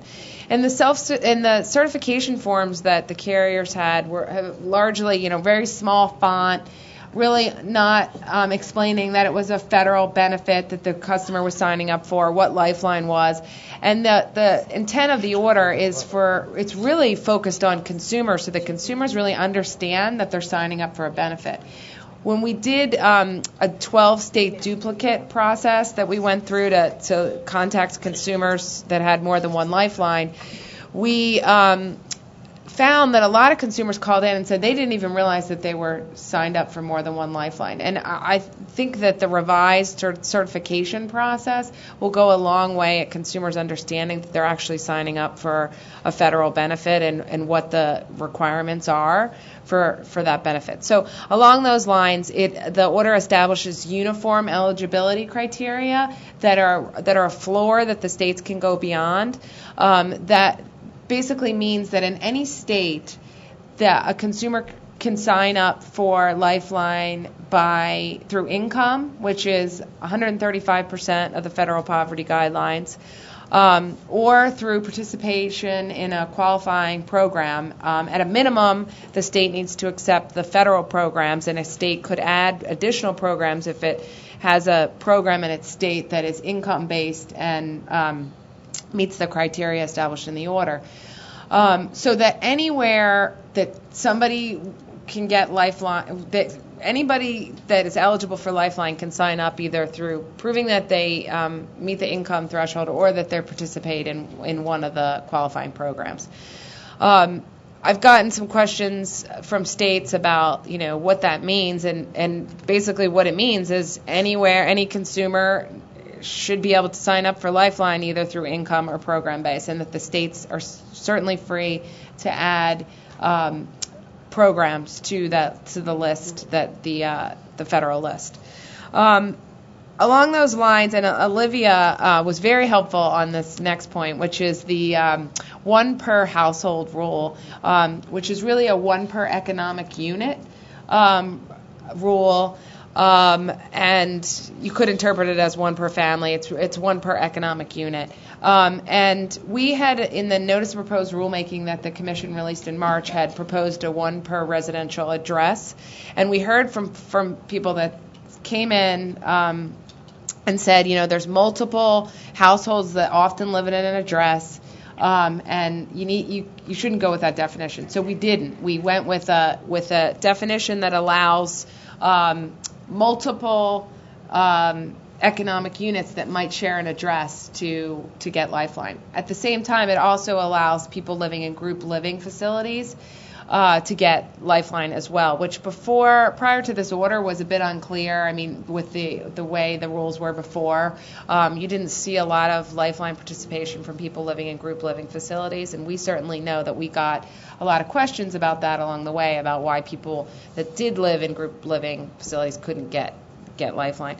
And the definition is based on the LIHEAP, the Low Income Home Energy Assistance Program definition, with a few tweaks. And the order directs USAC to come up with materials that will guide states and ETCs to and consumers alike to kind of plain English, what does this mean, and give scenarios like two families living together at the same address, two multi-generational families living together, two roommates, like all those different scenarios so USAC will be developing materials that will be available in print format and as well as on the website to give a little context about what this definition means for consumers, as well as the way we envision when somebody signs up for Lifeline, we're ultimately going to have a duplicates database that would check for everybody that's in the program. Everyone would that's currently enrolled in the program would be in the database, and so if somebody came along at that same address and wanted to get Lifeline, they would be given then a worksheet, which what USAC is developing, that would allow the person to figure out whether they're part of the same economic unit as that person that's at that address. And we think that will be a simple way for process for consumers to, if an ETC is signing somebody up or a state and sees that somebody at that address already has Lifeline, they'll give them the worksheet to figure out if they're part of that same economic unit or not. And if they're not, then they would be signing up for Lifeline and be put into the database. The certification rules, we didn't come up with a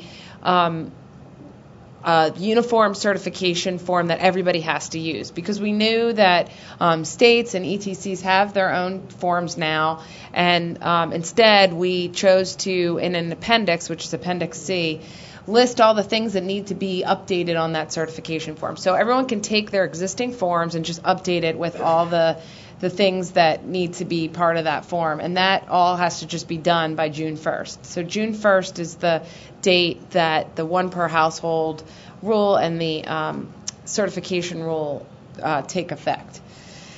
And hopefully by then USAC will have all those materials. Right now, the federal process for, when somebody signs up, as I mentioned, it's self-certification. But now, under this rule, a consumer would need to demonstrate that they are indeed eligible. And that could be done one of two ways. The first, which is the preferred method, is if there is a database that exists in a state, the carrier or the state needs to use it to check for eligibility. We recognize that some states do have databases, and we will be looking to them as a model for how we can get the other states to put their data online as well. But if a state does not have a database available to check for eligibility, the subscriber would need to show that they are indeed eligible by showing their food stamp card, their Medicaid card. This is another thing that the order directs USAC to develop materials about what those look like. What does a food stamp card and what does a Medicaid card look like? Those would all be online for ETCs to use in their training and have available to people, so that the reps that are signing people up would know what that looks like. After somebody's enrolled in Lifeline, then you have the challenge about whether they continue to remain eligible. And I should note that the order only requires new subscribers to demonstrate that they're eligible. It doesn't require that the carriers or the states go back and get proof of eligibility from their entire subscriber base, because right now there's 13.5 million subscribers. So it's just on a going forward basis, again, starting June 1st. But there's always the challenge about, how you know if somebody continues to be eligible for the program, and whether they, even continue to want the service. So the order sets forth a process that replaces the current verification sample process, which required that ETCs take a sample of their subscribers, and the subscribers would need to prove that they're eligible. It replaces that with an annual recertification process, where the ETCs need to contact all of their subscribers on a rolling basis throughout the year to have the subscriber certify that they remain eligible. No one at their household, no one within their household is getting Lifeline, and a couple other things that they would attest to. And they would provide that form back to the carrier. Now, that process can be done on paper, online, via phone, through an IVR, interactive voice response unit system, or through text in the case of wireless. So the order sets forth all of those rules for how that could be done. But we think it's really important that the first year, in 2012, that the carriers or the states, if they do this function for the carriers, contact their subscribers to see if they remain eligible. This is something that hasn't been done, except only TracFone and Virgin Mobile do this today. A lot of people have been on Lifeline for a long time, and no one's contacted them to see if they want to remain in the program. So there would be like this initial outreach in 2012, starting in June, from June till the end of the year, that everyone needs to contact their subscribers and recertify them and report the results to USAC at the end of January 2013. And then starting in 2013, this could be done on a rolling basis. Again, first by checking the database if a database is available, but if not, then going to the subscriber to see if they remain eligible. And that could be done on a rolling basis. And we, in the order, also gives, if carriers feel like they can't do this for whatever reason, they think it's too burdensome or they're not able to do it, they could have USAC perform that function for them. So, just moving on, I won't touch on everything in the order, but one of the things that I mentioned, the database, the duplicates database, that's something that we're moving forward with and hope to be done, within a year, to have a system where these carriers would be able to tell if somebody is already receiving the benefit. We've done this duplicate process in 12 states, which I talked about last time I was here. And we're going to continue that process in about another 16 to 17 states this year while the database is being constructed. And it'll be the same process we did before. Before we had a system where the carriers were paying for the customer care functionality, and that's being brought in by USAC. Is performing that function and paying for it out of the fund.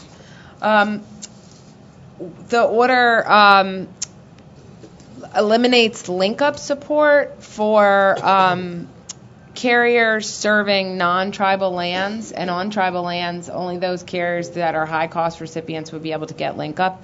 The commission has found that link-up was being abused, and that some carriers were getting it, some weren't.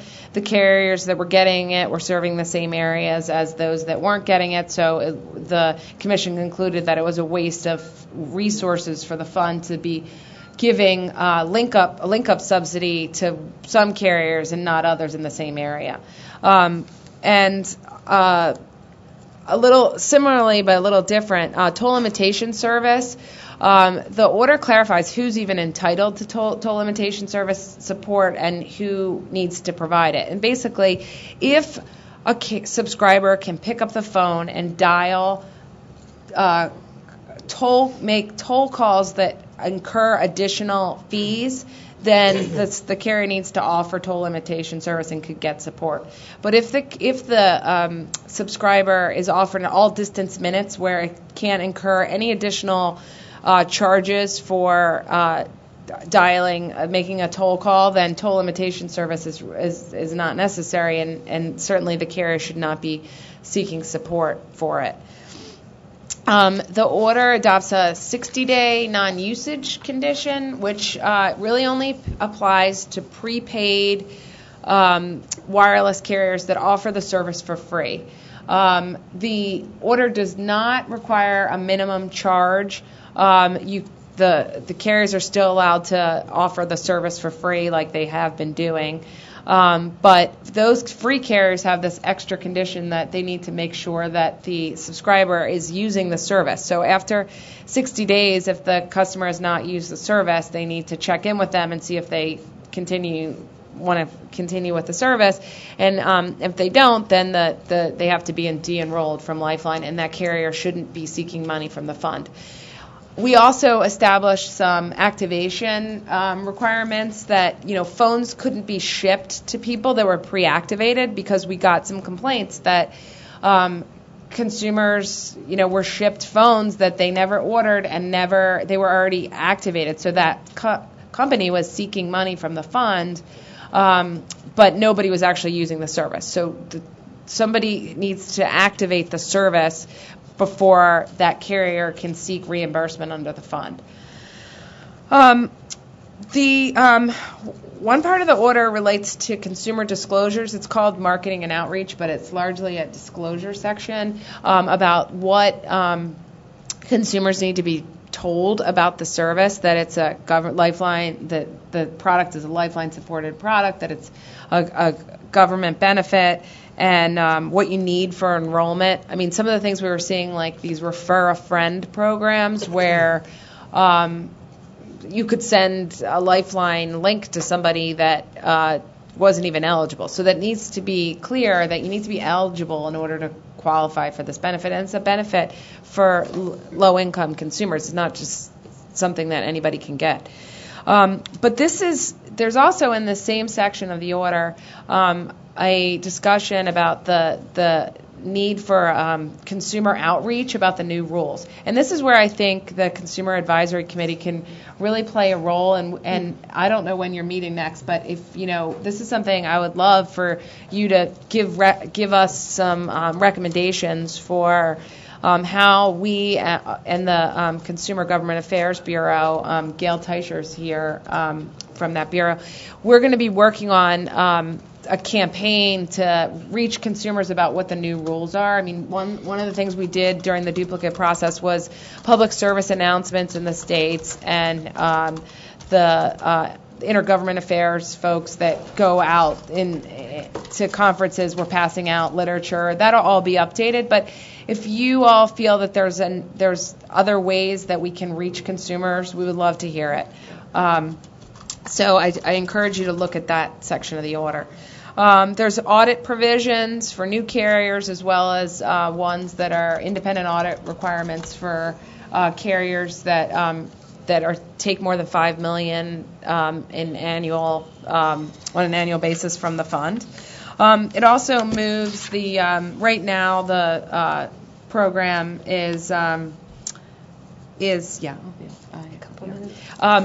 the program basically pays people on projected revenue, projected lines, and this will move the program to people actually submitting for actual, and it's really an administrative issue, but that all happens in the fall. And then, as Josh was talking about, the order establishes a broadband pilot. It sets aside $25 million for the pilot that would. The way we envision the order sets forth kind of a outline of how this would work, but there will be a public notice calling for pilot participants, and there'll be at least 45 days for carriers to file their application to participate in the pilot, and then there'd be a selection process, and the pilot participants then will offer broadband service to qualifying low-income consumers. And I know there were some questions about the school lunch. Well, this would be all the Lifeline eligibility criteria, both income as well as all the programs. So it will be a broad community that would be able to participate in this. And we're looking forward to having a robust pilot. And we've had some interest, some carriers that have called and asked questions about it. So we're hoping that we'll see a good size number of applicants. And then there's a further notice attached to the item. I won't go into detail about it, but those comments will be due 30 days after it's published, and I'm hoping it'll be published by March 1st, so they'll be due around April 1st, and we'll do a public notice just announcing the comment dates. So I talked longer than I wanted to, so I apologize and I can take a couple questions. I'm going to go around this side. Well, it looks like the cards are actually coming, except for the exception of Paul, who I passed on last time, so I'm going to go to Paul first. And then I'm going to go from that end of the table, seeing we started here last time. So, Paul, we are running behind, of course, Kim. So, and I know you have a meeting. So we're going to try and get as many questions in. Paul, and then Cecilia. Thanks. Paul Schrader with the American Foundation for the Blind under the no statement rule. Yes, thank you. Any provisions regarding the kind of phones that are distributed if people with disabilities are requesting in terms of access features? How is that being handled? That's not something that we had teed up for resolution in the notice of proposed rulemaking, so it's not addressed in the order. There's nothing specific related. The devices are not supported under the fund. It's the service itself, so we didn't address that issue in the order. So that is to say that somebody with a disability could be eligible for the service and not be able to obtain an equipment that is a device that is accessible under that order. Well, it just depends on if the ETC offers the service. I mean, there's not a discussion in here about the devices because those aren't supported under the fund. I'm sorry, the issue is no longer relevant, but can we refresh? Is there going to be an opportunity to comment on that? Then we missed it, obviously, but. I mean, I think in the further notice where it asks about the support levels, I mean, that's you could always weigh in on that issue in the further notice. Thank you. Cecilia? No, that's right. Hear me? Yeah, there you go. Cecilia Garcia with the Benton Foundation. I have a real quick question, and it has to do with some of the savings that are being derived from addressing fraud, waste, and abuse. And we've heard that at least $25 million, as you say, of those savings are going to be dedicated to the broadband pilot programs. I've also heard that an additional up to $50 million may be used for digital literacy. Also derived from the savings there. So my question is, while we are very supportive of the effort for digital literacy, the concern is will that effort be within the USF framework so that accountability is built into it? And if not, how will the FCC ensure that the low-income consumers for whom Lifeline is designed will actually benefit from the digital literacy funds if it's derived from that same bucket? I mean, there's also savings targets that we need to hit in 2012 or keep track of. I mean, we're being very the rules are very proactive at getting at that waste. So we're fairly confident that we already know, like for the broadband pilot, for example, the USAC filed an ex parte 3 weeks before the order was voted that quantified the savings associated with just doing the duplicate outreach in 12 states, which was $35 million, just by looking at duplicates in 12 states with the top 4 carriers in those states. So we're going this year and doing at least another 16 of those and expanding it to more carriers. And so we're confident that we'll be able to, I think what your question is you're concerned that perhaps that there wouldn't be these funding available for these things. But I think in light of the new rules, and we think that the waste that's there today, that the rules will address that. Like the link-up issue, for example, link-up this year was projected to be $180 million. And that's, we eliminated it, the order eliminates it except for high-cost recipients on tribal lands. Interesting. Dorothy?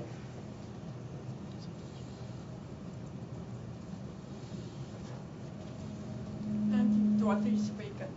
I was just thinking that starting July 1st of this year, the National Deaf Blind Equipment Distribution Program is supposed to begin.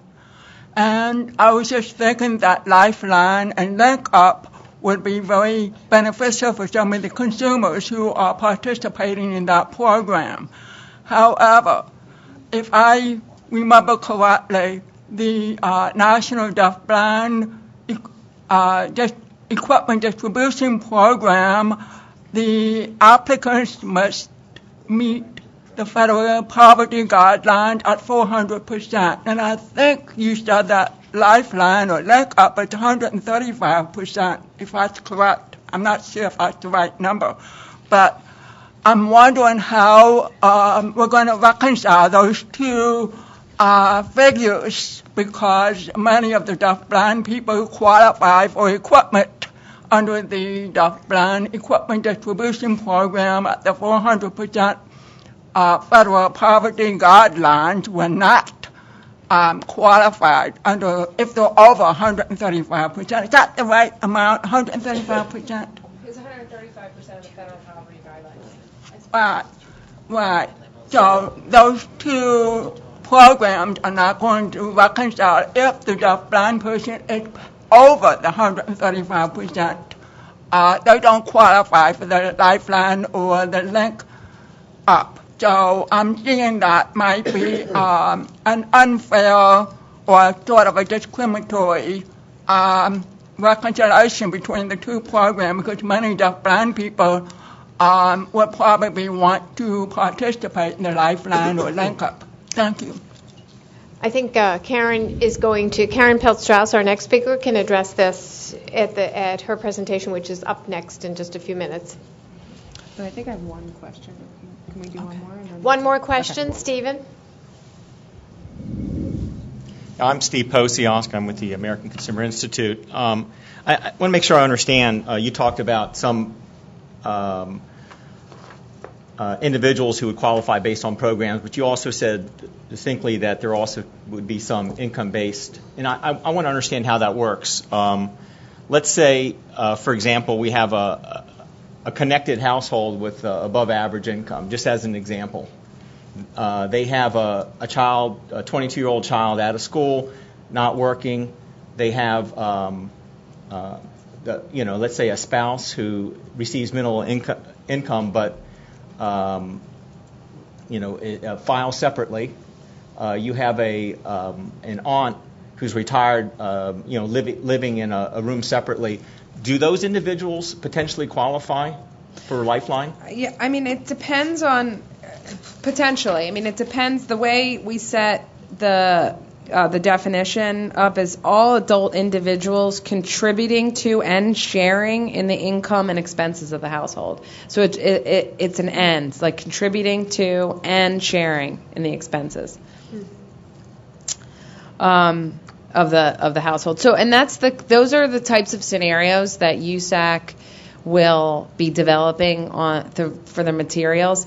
There's a link in the order. The WIC, the program, has a really great tool that we found online that allows people to input all those scenarios that you just mentioned to figure out who on that list could qualify.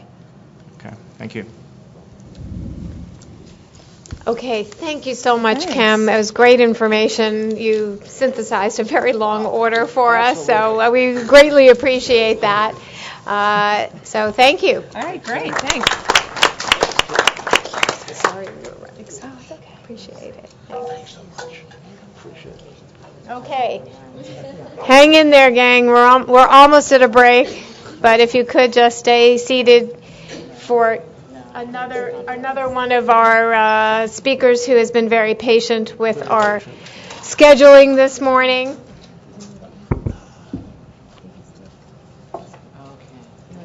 Yes. Okay. Good. Thank you. Have they had a break? No, it's okay. Okay. It's okay. You all want to stand up? Everybody stand up and anyway? stretch. Yeah, there you go. Anybody wants to stand up and stretch? I'm not sure that will help because I think what we need is not a stretch, but that's okay. So Seventh inning stretch. I'm a little bit nervous about standing between you and the next speaker and lunch. yeah, we're going to take a break after Karen, so we're almost at the home stretch. Okay, well, bear with me. But Karen Peltz-Strauss, Deputy Chief of Consumer and Governmental Affairs Bureau, thank you for your patience this morning. We always think we're going to do really well with our schedule, and we never do. So we greatly appreciate your patience and joining us again this morning to talk about what you do on disability rights with the Bureau. So thank you, Karen.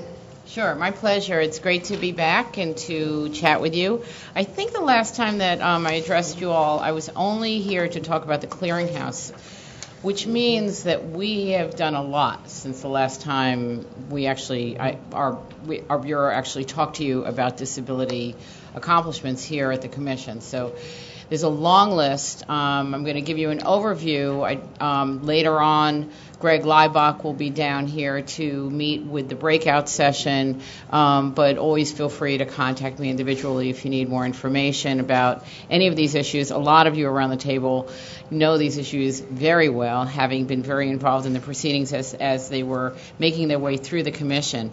Over the last year, we've issued a multitude, it's the only word I could describe, of orders and had a multitude of proceedings on disability issues, largely to implement the 21st Century Communications and Video Accessibility Act, also known as the CVAA.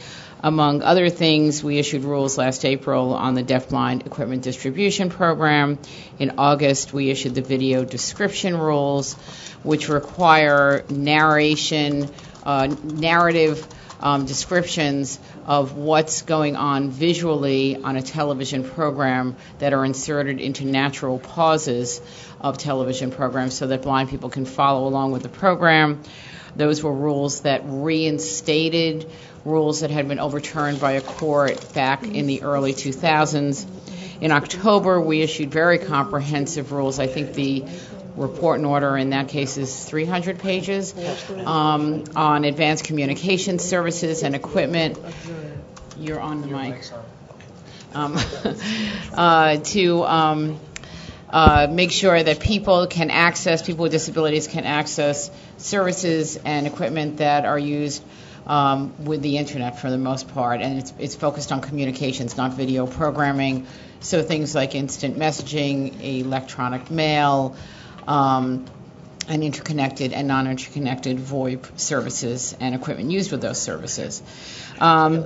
We also issued in October rules requiring VoIP, VoIP providers to contribute to the Telecommunications Relay Service Fund. This expanded our current rules. We actually already had rules in place requiring telecommunications carriers and interconnected VoIP providers to do so. This expanded our rules to non-interconnected VoIP. And more recently, we issued rules requiring captions that are on television programs to be retained on those programs when they're delivered via Internet protocol. So that's a fairly substantial change. Before there were no such requirements, and now when people who are deaf and hard of hearing miss a television program on TV or want to see it again, if it's already had captions when it's shown on TV, those captions have to be there when they're shown on the internet. And there are deadlines and timetables and various schedules for each of these. I don't have time to go through all of them now, but there's a gradation of requirements over the next several years for each of these. We also took some other actions as well that are not related to the CVAA. Last April, we actually are engaged in a very significant effort at the Commission to reform the way the program for video relay service is conducted. This is to try to restore and maintain the integrity of this program, to rid it of some of the fraud and abuse that it has become subject to in recent years. And so last April, we issued what we call the April Fraud VRS order. And it actually covers a little bit of IP relay as well, putting into place lots of requirements and prohibitions against certain actions that are designed to minimize and eliminate fraud in that program. In July, we also adopted new certification procedures for VRS and IP relay services, again, to make sure that the providers that are providing these services are doing so in full compliance with our rules. And there may be some people around the table who don't know what relay services are. They are basically communication services that typically use a person in between the caller and the called person. And they have lots of different forms. You could have a deaf or hard of hearing person using a text device. It could either be a TTY or an internet-based text device, and then that person calls calls the person at the other end, but a communication assistant in the middle will read what the person types and type back to that individual. You could have video relay, as I mentioned, which uses sign language interpreters, where the deaf or hard of hearing or speech disabled person signs to an interpreter that's a communication assistant, and then the CA interprets what that person says to the other person and then signs back. There's speech to speech, and that is a service that has the person in the middle converting what the individual is saying. The person might have a whisper or have a stutter or a stammer or some kind of other speech disability and may have trouble talking directly to the other individual. A lot of times people hang up on people that sound different. And so this person in the middle then repeats what the individual says. And finally, there's something called caption telephone, which allows people who are typically hard of hearing and still have their voices to speak directly to the other person and to have the relay service, to be able to hear with their residual hearing a little bit of what the other person is saying, but to have the relay service send back in text what that other person is saying. Typically, the CA, the communication assistant in this case, repeats what the responding party is saying into a speech-to-text recognition program, and then that individual with the hearing disability can, when it's converted into text, read what the responding party is saying, but they can also have a direct connection and listen to what that individual is saying. So these are some of the various VRS, TRS, caption telephone, speech-to-speech. These are some of the various programs that we implement on an ongoing basis. We also, in this past December, in the July, we issued this certification order because some of these services are IP-based and they are not regulated or certified through states. And some of our intrastate analog PSTN-based components of TRS do have oversight by the states, but these IP-based programs, whenever relay goes over an IP form, there's no state oversight. And so we are trying to step up the FCC's oversight. So in addition to the certification order, this past December, we released a notice of proposed rulemaking to consider changes structurally in how we reimburse VRS and also how VRS is provided. This is in addition to some of the measures we took to curb fraud, and comments are due on that this coming March, the 9th and the 30th, and we're hoping to get something out sometime late spring. Very complicated issues. We're going to have to work through these issues. We don't want to rush it, but it's our goal to try to complete this proceeding in a timely fashion. We also have a lot of work on closed captioning. We're constantly working on closed captioning issues. As I mentioned, the IP captioning order came out. In addition to that, we're working on a closed captioning order on quality. That has been pending before the Commission for about 7 years or so. It was the result of a petition filed by consumers in 2004 out of concerns that not every channel, every network has been producing programming with captioning quality that allows individuals to understand the content of programming. And so we're looking at ways that will be fair to both consumers and the programmers that achieve that result and achieve some consistency across programming. We do not have a timetable for that as of yet.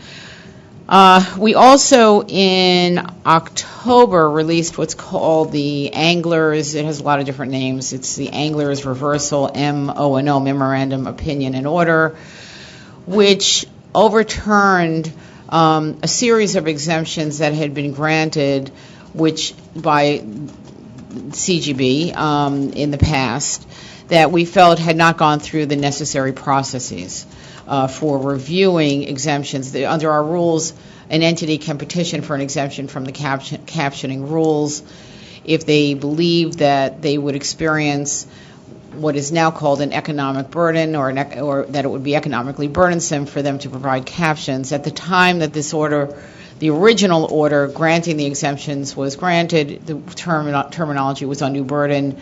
The CVA has changed it to economically burdensome.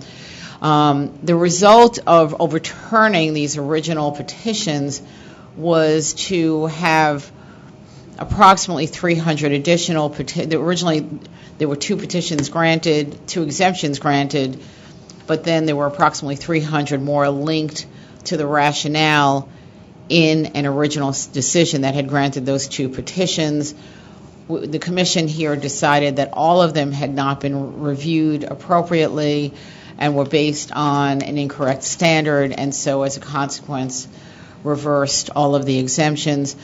We then sent out letters to each of the petitioners that had their exemptions reversed. Mind you, while their exemptions were pending this entire time, they were actually getting an exemption. So there was no harm in reversing these, because what we told each one is that you may refile. And so we have gotten some refiles, and those exemptions are still pending. Many of these entities, many of them are small, did not refile, and so those petitions have been dismissed. And we are now continuing to make our way through several additional petitions that were filed between 2006 or 2007, actually some even were filed before, and now, to make sure that they're all going to be reviewed if they're still needed, with the new standard, which is actually the original standard for determining whether or not a station or a network or channel or programmer should get a captioning exemption. The short way of saying that is that we're working through our backlog of exemption requests, and we're gradually getting this under control.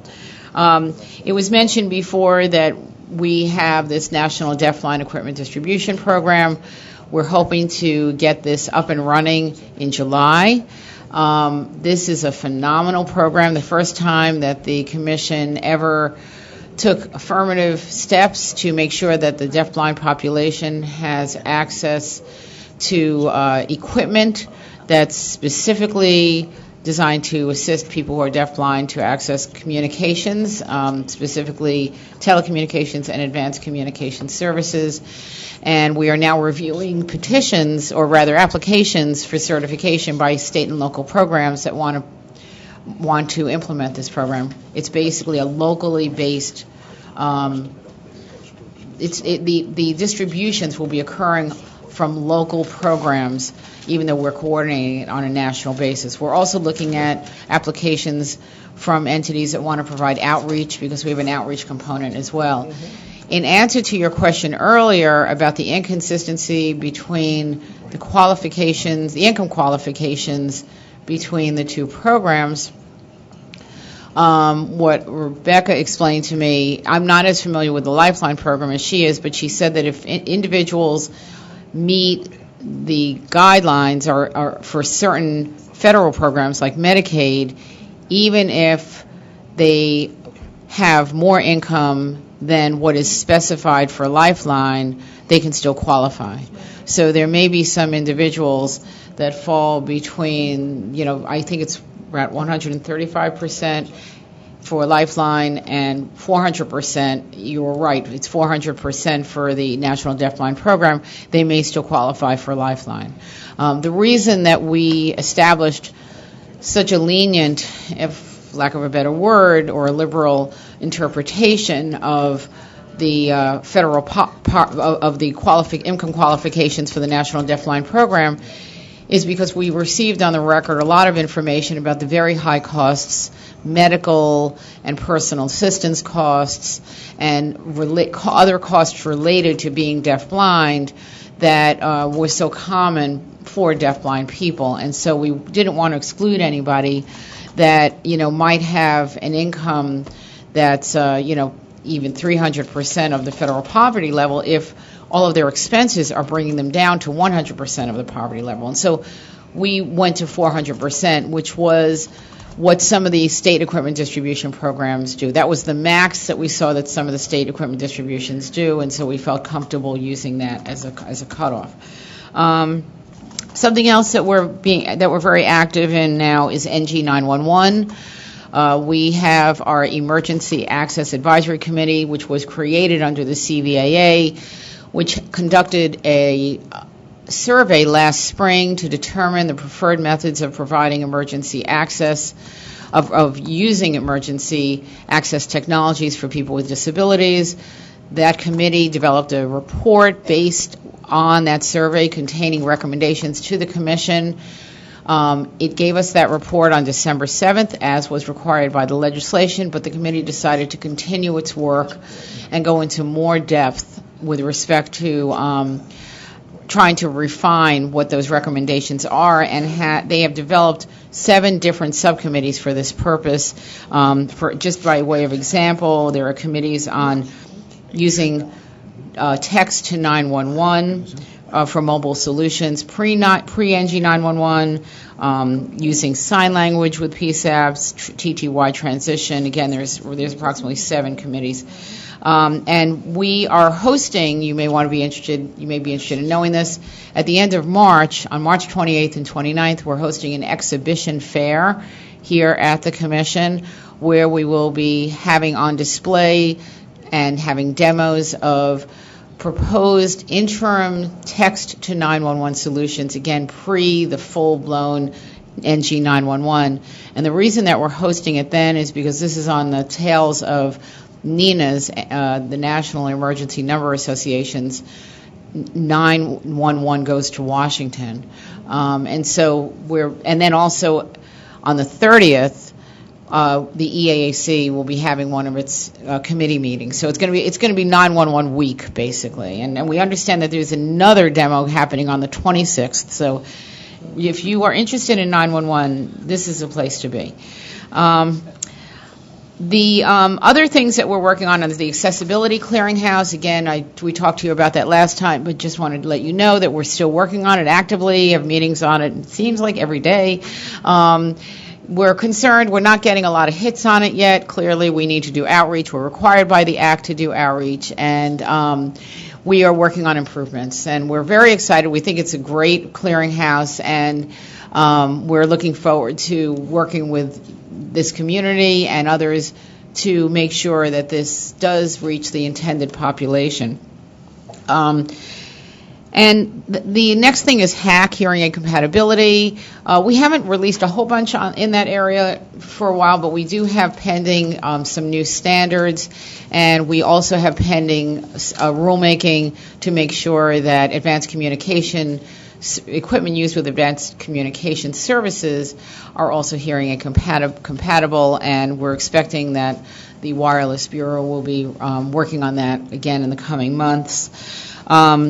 Finally, what's left is the VPAC, the Video Programming Accessibility Advisory Committee, which is the other CVAA advisory committee that was created, is working on 3 remaining issues, and they have to deliver reports to us in April on making sure that emergency information provided on television programming is accessible to blind people, making sure that equipment used for video programming can convey that emergency information, and also that equipment can convey that equipment has user interfaces that are accessible to people with disabilities, including accessing volume control, changing channels, menu guides.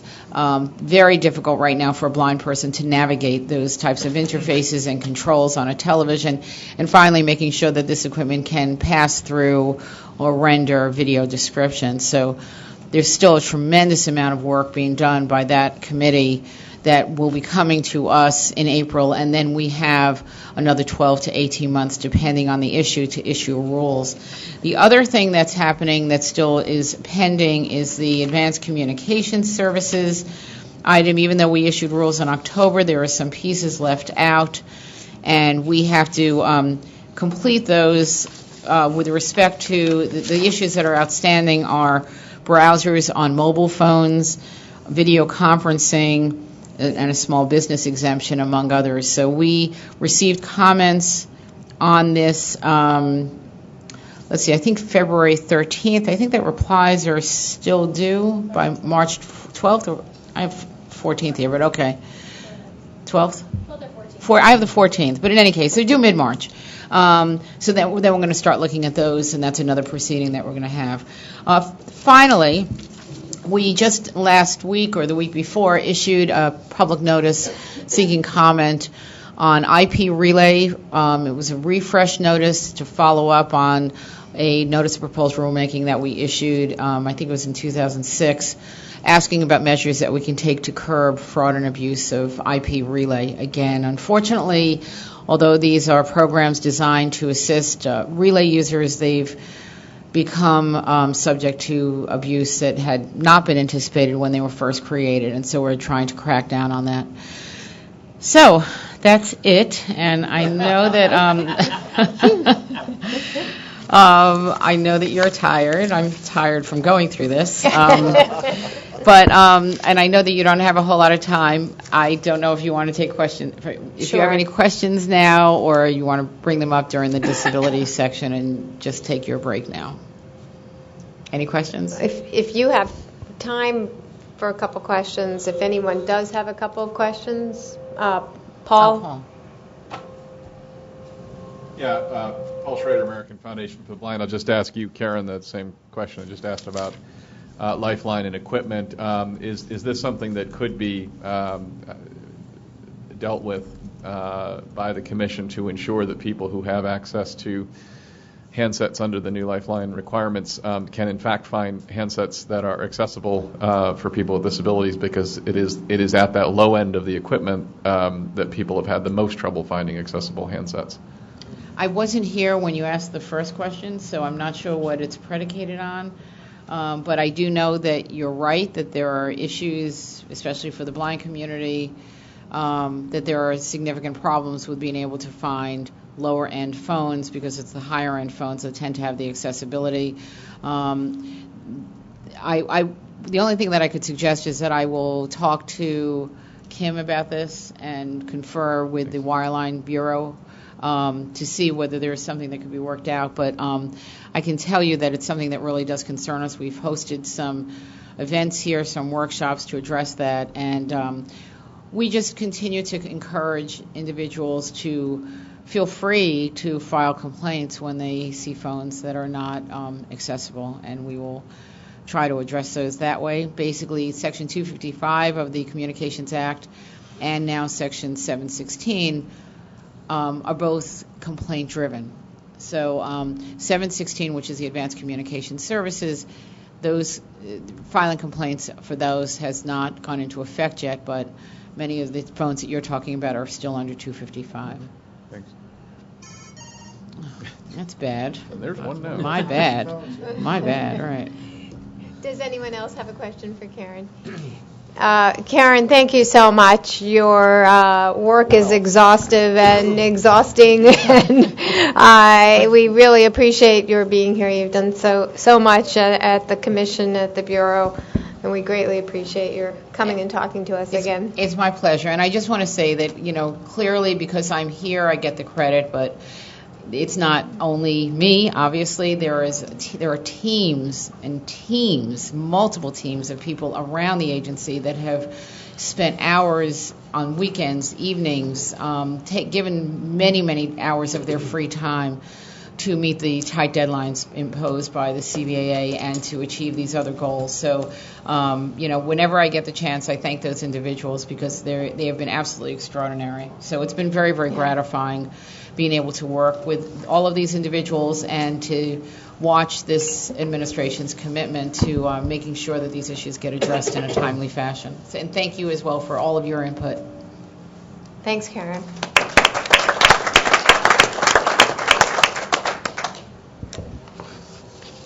So here's what we're going to do. We're going to take a much-needed break. It will be a real break and a phone break. I know that Betty is out front waiting to receive lunch for us all. So take a look at your agenda with me. What we're going to do is we're going to shuffle a little bit. I do feel like the roundtable discussion is important, and I want to do that before we break into our working groups so that working groups can discuss any of the issues that are brought up during the roundtable discussion. So what we're going to do is we're going to take our break, and hopefully after we take a break and check our email and make any phone calls we want to make, that will time us well with lunch magically appearing on the table over here, which it has not yet. And then we'll take a real true lunch break here in the room, and another little network break that will take us to about 12:15. And then at 12:15, we're going to have our roundtable discussion from 12:15 to 12:45. And then we're going to do our breakout sessions from 12:45 to 1:45. Scott will tell us where those rooms will be. Scott asked our working group chairs which working groups wanted to have breakout sessions.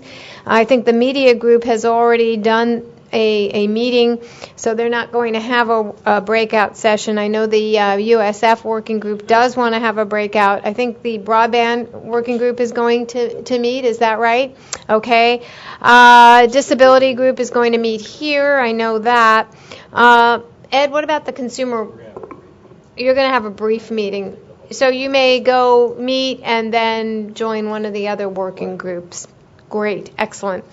So after our roundtable discussion, Scott will give us the different room numbers so that we don't forget them between now and the breakout, because I know I would. Okay, so let's take a break and then stay in the room for lunch, and then we'll have our roundtable discussion at around 12:15. Thanks, everybody. This has been a great morning. I just heard food noises out there. Oh, yeah, food. Oh, this is great. Perfect. Okay, to keep us on schedule, we're going to start our roundtable discussion. And so what I want to do with this time that we have before our roundtable discussions is to give everyone an opportunity to raise any issues that you've heard about this morning, as well as raise any other issues that you've thought about that you think the Consumer Advisory Committee should address that we haven't yet talked about, so that we can assign those issues to working groups to talk about today and going forward. Before we do that, I just want to mention two issues that speakers this morning talked about that we will hopefully work on going forward. One, Chris Monteith and Bill Freeman talked about, which is getting our feedback on the complaint process. So I will be getting a little bit more information from the Bureau staff about what they're looking for from us. And then we will set up some sort of process for working on that for them. We'll find out a little bit more about what kind of feedback in particular they want from the CAC, what would be most helpful, and then we'll figure out a process for going forward there. And then the other one that we heard about this morning was from Kim Scardino. She said that she would appreciate some feedback on outreach efforts that they could undertake for reaching consumers and educating them about the new Lifeline rules and providing information for consumers about that. So I think that would be another good one. And it would make sense, I think, for our USF working group to start off in talking about that. And so perhaps you can talk about that today in your working group and bring that back to the full CAC today if you want to talk about that a little bit with us and about the process that you'll take on thinking about that if there are other CAC members who might want to participate in that. So those are two things I heard this morning, but now I'd like to open it up to all of you, to other thoughts you have on this morning's discussion and other issues. So anyone want to kick it off? Barry. And please, tent cards and hand raising, and then pull the mic close. Right. Okay, thanks, Debbie. As you know, I've been uncharacteristically silent so far today. What I want to do before you guys break out in working groups is to have you think about something. And we're going to have a further discussion with the media working group dialogue, our presentation right after the breakouts. We talked a lot about disclosure so far today, disclosure of information to consumers. Today, right now, in front of the Supreme Court, there's a protest going on dealing with what they call Citizens United 2, Supreme Court decision tossing out a state requirement of placing limitations on corporate campaign funds going into candidates and to independent groups. of course, you know about the Citizens United case. There's nothing the FCC can do to overturn a Supreme Court decision.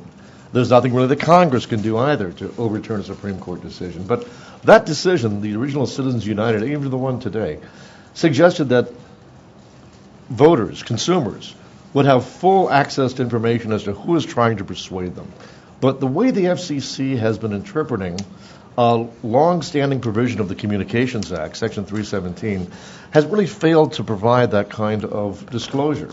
The FCC made the judgment years ago, well before we had the onslaught of millions and millions of dollars from independent groups, that it would not normally require piercing the veil of essentially a shell organization. That would be signing the check for the medium of communication to run the ad. Only a couple of times, in the most extraordinary circumstances, has the FCC required that the actual fronters of the money be disclosed to the audience, be disclosed to the viewing or listening public. Well, I've talked to many of the people in the media working group, and in our presentation later today, and in formal recommendations we'll have in June, we want to have a recommendation that the FCC, on its own, and also in a recommendation to Congress, and we know that we've already established at the last meeting that one provision of the Communications Act requires that the FCC let Congress know periodically what kind of legislative changes might be made to help it fulfill its mission. Bobby Baker was supposed to have been here late this morning to talk about these issues. He's not around. A couple of things we were going to recommend to Bobby is that they issue public notices explaining again to consumers what the heck is going on here. Number two, to explain to all advertisers, not just broadcasters, to all media, not just broadcasters, the consequences of running spots that may be misleading. But more importantly, we were going to urge, and we will mention this again this afternoon, there's been a petition pending at the FCC for about 10 months. Now, I don't think everybody necessarily embraces every part of it, but it would require that the FCC take a second look at how it's implementing a federal statute that would require that people like you and me know who's trying to persuade them in commercial advertising, including political spots. There's also a bill on Capitol Hill recently introduced, H.R. 4010. It's our proposal that our media working group urged the FCC to embrace those concepts, to start its own internal proceeding, and to kind of raise a dialogue on what can be done under existing and proposed legislation to cure this problem.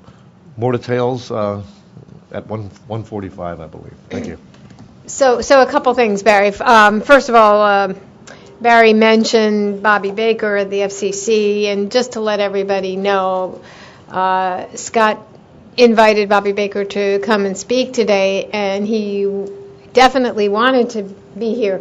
And he had a family member who had surgery today.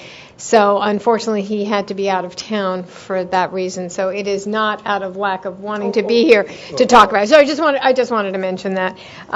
So thank you, Barry, for teeing that issue up, and we'll look forward to more to come. By the way, a footnote to history, Bobby Baker and I started I was an FCC attorney for 7 years. We started the very same day. We were fingerprinted together as we started our federal employment back then.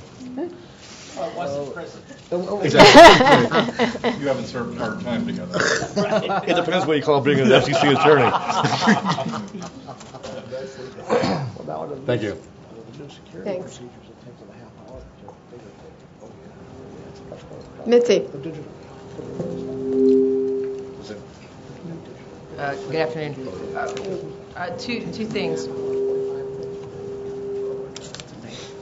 One is I wanted to shamelessly just take advantage of the fact that there were so many of our partners from the deaf and hard of hearing community in the room to alert them to there is a piece of proposed Maryland legislation which has a hearing on March 9th in Annapolis at 1 p.m. It would create a tax commission and a tax moratorium on telecommunications taxes in Maryland.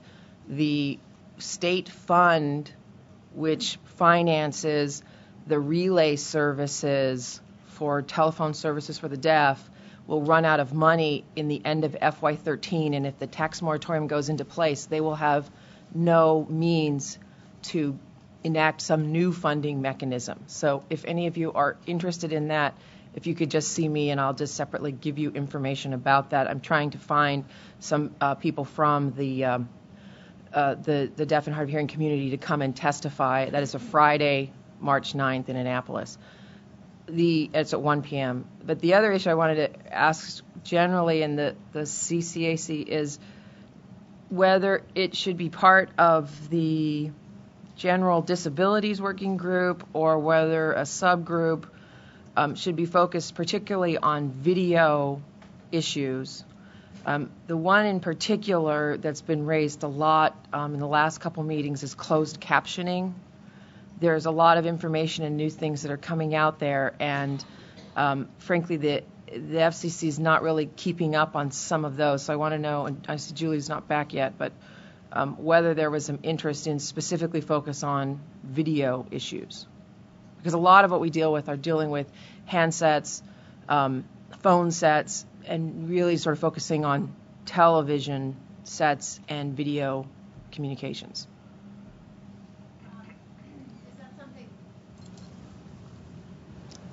I'm turning to Lisa and Paul, our disability. Paul, do you want to address that? I think we have had several conversations in the disability work group. This is Paul Schrader with AFB. Sorry, about closed captioning issues and some of the pending petitions at the FCC. Some of the video work, of course, is under review and rulemaking, or about to be, and some of it's under the VPAC, Video Program Access Advisory Committee. So, as I recall, we were instructed or encouraged to not take up some of those issues that were under another FCC advisory committee's area, at least for the moment. That, as Karen mentioned, that report will be issued in a couple of months, and then a rulemaking will commence on those issues. I think, just while I've got the mic, I was going to raise a similar point, though, because I think one of the issues that we haven't really discussed as a committee here, and I don't know that we've heard from folks in media to talk about there's a whole raft of issues around television and video. And Barry just mentioned one, and I know his group's been working on a couple others, but there are many others that I think, we shy away from as consumer advocates, sometimes talking about television very much, and this is true, I think, for the blindness community, but it might be true for the general consumer advocacy community, because we don't think television's very important, other than the fact that it's the hugest media that people spend most of their time with. And so, we don't think it's important because it's trash, but it is where people spend a lot of time. And I have a lot of concerns about, consumer access, open initiatives, efforts for people to get access to media outside of the traditional means and channels, opening up cable and other systems so that people can have competitive equipment. Those kinds of issues, some of which I know are being adjudicated or heard by the Commission, and some of which are long time challenges up here. So So direct answer to your question, Mitzi, yes, absolutely. I think video is within the disability work groups area. We're looking at some of the issues, and some we'll probably look at in more detail as the Video Program Advisory Committee's work ends, and we maybe look at some of those issues and see what we would want to bring to the Consumer Committee. And then I think, as I said while I've got the microphone, I think there's a whole host of broader media issues around TV and consumer access to equipment and controls and issues that I'd love to see us wrestle with. Lisa? And if I could add to that, we will be looking at captioning issues, and we have been, to the extent that it doesn't overlap with CVAA. But if other people are seeing trends or issues that we miss, because that could certainly happen, and you could see something locally that you're beginning to see and want, I would really welcome any input from anybody on the committee who saw things that we should be picking up that our group hasn't seen. Steve? Hi, Steve Posios, American Consumer Institute. I think there's an issue that we may want to consider going forward, dealing with online consumer privacy. There's been a number of incidences over the last few years that sort of exposed consumer information to the public, the collection of Wi-Fi information, medical records that are downloaded without consumers' information. The latest example is Google's workaround that undid the default settings for Apple users, effectively collecting information that they chose not to collect. Essentially, it's a sort of a workaround hack, if you will. And I think, there should be some expression of outrage for what's happened, or a statement maybe to the Federal Trade Commission or to Congress to look further into this. Because my fear is some of these abuses might, in the end, create some onerous regulation on the industry, which we may not need because there's a lot of good behavior going on. It's just a series of incidences that have happened by a collection of few that we need to be aware of. I mean, this is people's personal information, and while in exchange for that information, some people are getting very useful services, we need to be aware that, when this information is taken without the consumer's consent, that it's theft, and we should be outraged by that. Another example was location information was put online so people could see where they were located. So this is an ongoing problem that we're having, and I think it's something that we should have some sort of group expression of outrage for. Thank you. I think it's a very interesting issue. Certainly very timely with the White House recent White House proposal that came out. It might be what I would say, and I'm not sure what working group to put this in, but it might be helpful to have someone come and talk about the jurisdictional issues with the FCC and the FTC, because so much of this falls within the jurisdiction of the FTC. So it might be interesting to find out what jurisdiction the FCC has on online privacy issues, so that we could then find out where we could be helpful in terms of an advisory role. So I think that might be helpful perhaps at our next meeting to have someone come and talk about it. But yeah, really, really timely and important issue for consumers. Thanks, Steve.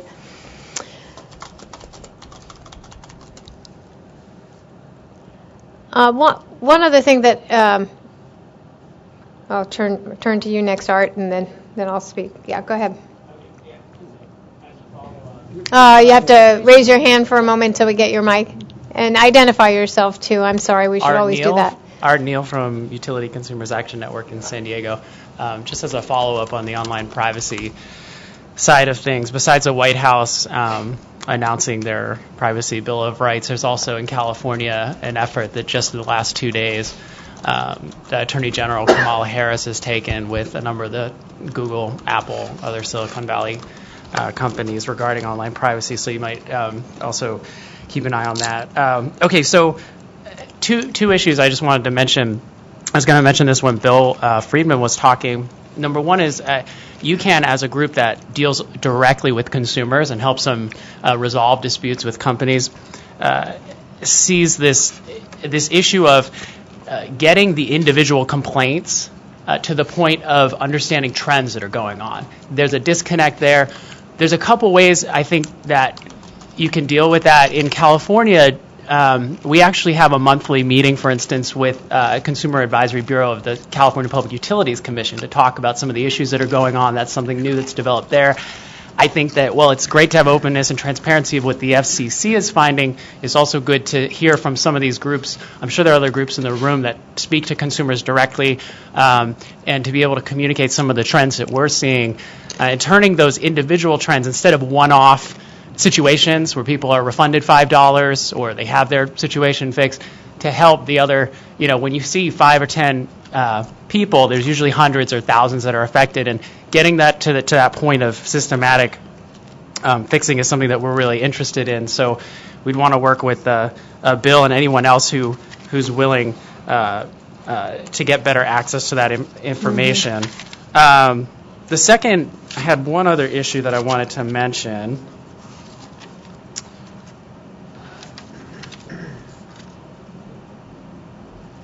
And I'll have to come back to it, I guess. Okay.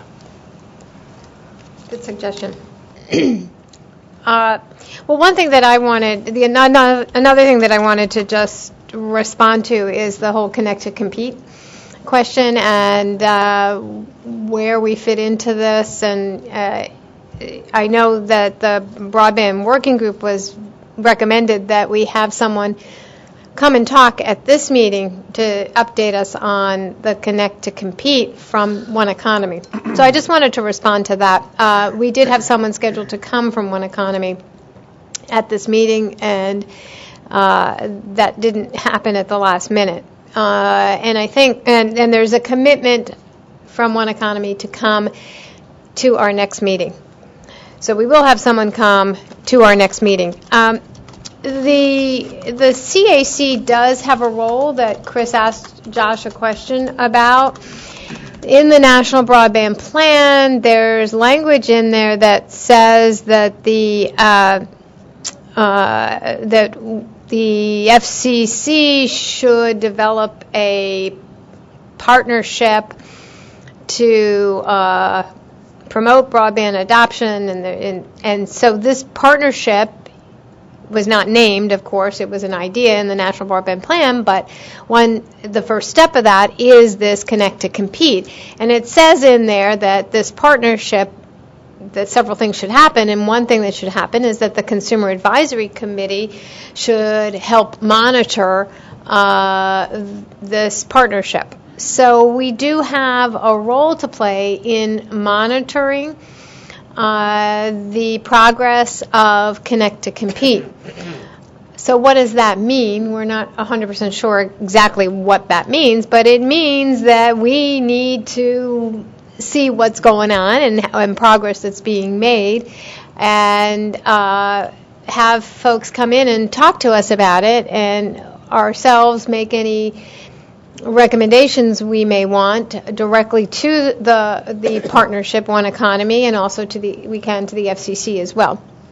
So we will do that, and I think what we're finding right now is, and I know that we have the cable partners who are involved as part of the CAC, but this is really in the very early stages of development.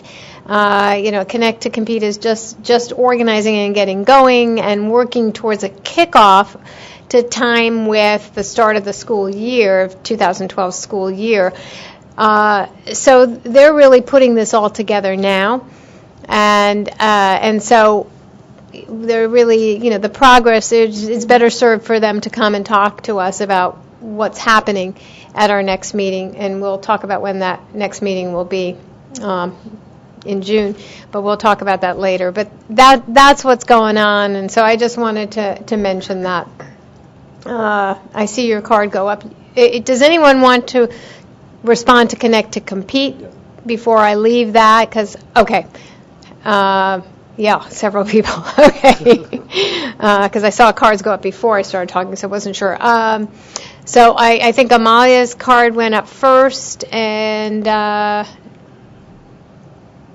Barry's did. Okay, so Amalia, go ahead. Just quickly on the Connect to Compete piece, we have a lot of interest in following it through and taking a more rigorous look at some of the issues that we hear are being raised. And to that end, I would also request that we share the information, a survey that was done by a group from Philadelphia called Action United. It's a survey from a community-based organization that looked at Connect to Compete and some of the challenges they were seeing among their members. It's something that's available online, and I can certainly share the link with people here. But I think as we look at bringing in people to advise the committee or talk to us both about the pros and the cons, or cons isn't the right word, the great things that are happening with the program and some of the very real barriers and challenges people are facing, it would be important to think about how we could include the voices of Action United, because to date they have done the only sort of community-driven participatory action research survey I know about real people who are facing issues with subscribing. Thank you. That would be great to have that link so we can send that around to the CAC and People remember to state their names. that was Amalia. If you could, Amalia, you can send that directly to the CAC so everybody could take a look at that survey. That would be great. Perfect. And then I have one more question, but I can wait after people finish their. Okay, so other comments on the Connect to Compete, Barry, and then Mark? Yeah, this is Barry Umansky, Digital Policy Institute. We're laying an offer. Yesterday evening, Dr. Yates and I had dinner with Kelly Dunn, who had been one of the key people, and still is, with Connect to Compete. Very much involved with One Economy, and he's continuing to be an advisor to that group and will continue to be integrally involved with Connect to Compete. He has offered to speak to our plenary group, to working groups, to be on conference calls, and to help with the assessment of metrics on how the process is going. And he's a tremendous resource. I strongly suggest we take advantage of his offer to give us guidance, direction, and some good information as well. Thanks, Barry. And Josh also mentioned Nicole Turner-Lee, who is with the Joint Center for Political and Economic Studies, who has the responsibility to collect the metrics for Connect to Compete. So we probably will want her to come and talk at some point. They've done amazing work on broadband adoption. So I think she'd be an excellent resource as well. Mark. Mark DeFalco with the Appalachian Regional Commission. I'm disappointed that somebody from Connect to Compete could not make it. I mean, we gave them a substantial warning, and it would have been good if they could have been here. But a broader issue that I think is all relative to this, the working group, the broadband working group, has spent a lot of time talking about the Connect to Compete process, talking about the Comcast process in terms of trying to get the adoption out there and the adoption for the free school lunch program. So when Josh was here, he had mentioned the two significant things that the chairman was trying to do right now relative to broadband, and it was access and adoption. And we as a committee really can't do a whole lot with the access issue other than, kind of say that we would like everybody to have access, try to make access ubiquitous, but we all understand the problems in terms of financing access in the very rural areas. So that becomes a very big stumbling block. So then you turn to the adoption issue. And the adoption issue seems to be where the commission is putting a lot of attention, and it certainly is where the administration has put a lot of attention through the dollars that were put out through the stimulus program, through the BTOP program in particular, from NTIA, trying to help communities put in broadband adoption processes and best practices and things like that. So there's some models out there that I think, maybe could be useful. One thing that I am struggling with myself, as well as our group is struggling with, is trying to say what role do we really have in this adoption effort. And it just seems like the FCC has said, okay, we are going to create a spin-off or the nonprofit Connect to Compete to take this role of trying to work through the adoption issue. And they have done a wonderful job in terms of trying to get together some very good partners to help them do what they're doing. And we talked about the metrics a little bit. And, what could we put in place to try to monitor what they're doing and make midstream corrections if things were not doing the best things they could be doing. But then it seems like there's another party that's being brought in to monitor the metrics. So I'm struggling trying to figure out what role should we be playing in this, especially since the FCC has taken this issue and given it to a third party. And then the third party has gone to a fourth party for the metrics part of this. So I don't know. We're spending an awful lot of time on this, and maybe we shouldn't be. Maybe we should be spending our time doing something else. So a little direction, I think, would be really good right now.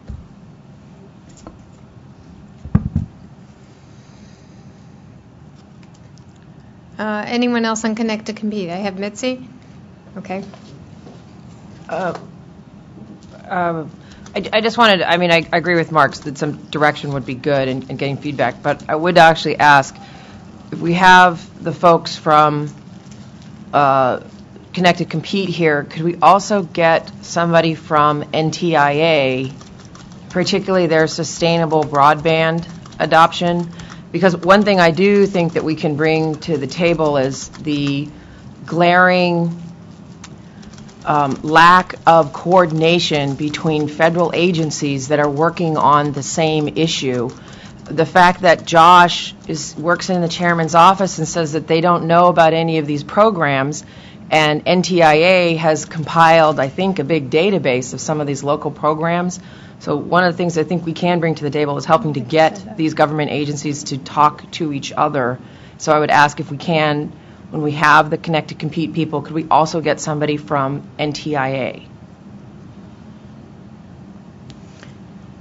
What I would suggest is that the broadband working group talk about that. Okay. I think, Amalia, I think you said you had another thought. This is Amalia, Center for Media Justice. And I'm not sure that this is the right place, but I thought I would raise it because there's interest, at least from several of us here. We're working with communities across the country on the issue of the cost of prison phone calls, particularly the exorbitant cost that is borne by the family members who have folks who are incarcerated, either in jails or prisons or through immigrant detention. This is something where there has been a petition in front of the FCC for over 12 years. It's an issue that's bubbling up again. There's impact at the federal level, state level, and municipal level. And I'm not sure, it is a consumer issue. More so tied to phones than it is to broadband, and I would at least like to raise the issue and hear from people whether or not there is space at this table to talk about these sorts of things, given the fact that at least several groups here are actively engaged in this issue.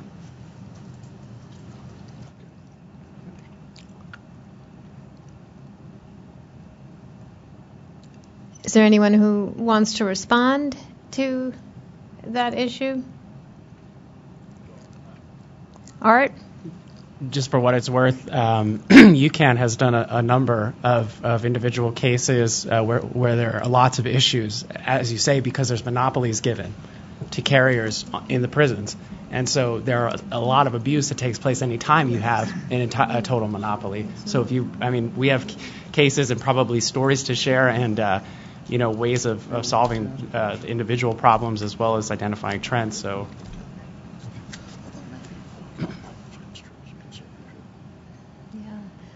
We're just chatting to see if that falls within any of the areas of our working group, and I'm having a hard time sort of figuring out what it falls under. Yeah.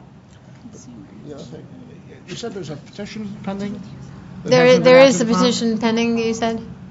You said there's something pending at the FCC on this. There has been a petition in front of the FCC for I believe 12 yees. An organization that might have an interest in that, and they're not here today, is Nasuka. Mm-hmm. So, unfortunately, their representative is not here today. I believe they on the phone. Stop and check. Lawrence. On the bridge. Yeah. Lawrence, are you on? Lawrence, are you on the phone by any chance? No. Okay. Ken?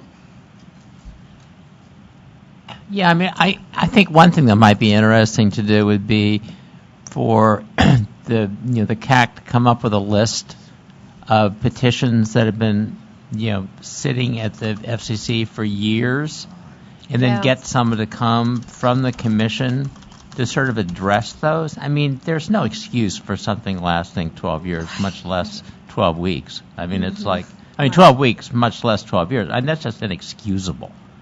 My guess is it's sort of lost in some dusty drawer somewhere. That's a good idea. Sounds like a good way to address it. Yeah. Mitzi? Yeah, I'm sorry, just as follow-up to that, I believe that there was a report that they had to do for Congress, probably would have been within the last year, which noted the backlog of FCC petitions that they have failed to take action on. And I would note that for my brethren out there in the Public Educational Government Access Committee, they have had one about the failure for people to get local to get AT&T to carry local public educational and government access petitions, and it has been sitting at the FCC for over 3 years. It is a widespread problem, particularly when the FCC is confronted with a difficult issue. Yeah, right. Well, I think we have the start of some good thinking about this. So, let me think about how we sort of move this forward. But it's a good idea. Yeah, Ed. I was just going to piggyback off of that and say,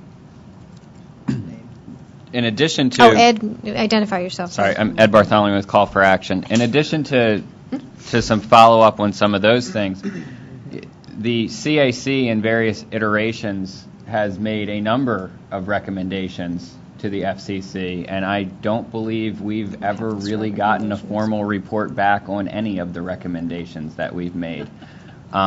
So even from an in our own house standpoint, it would be nice to have somebody just come and address some of the things that we've put before the commission over the years. For one, there are new people at the table who don't realize the things that we've already acted on as a group, or not necessarily even when I was part of the group, but that the group has already acted on. So it would be nice to know where those things sit and where they might be going, so that way we can better focus our energy and effort, so that we're not duplicating effort and covering the same issues again, especially if there's just no interest in the commission actually doing anything about our suggestions.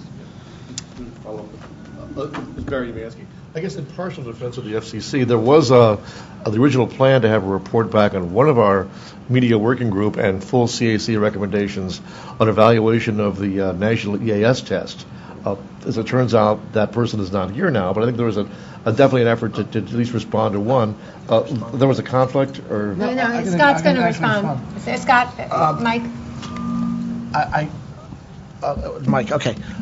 This is Scott Marshall. We did invite Tom Beers, who spoke to us last time. Actually, he's been here a couple of times. From the Public Safety and Homeland Security Bureau.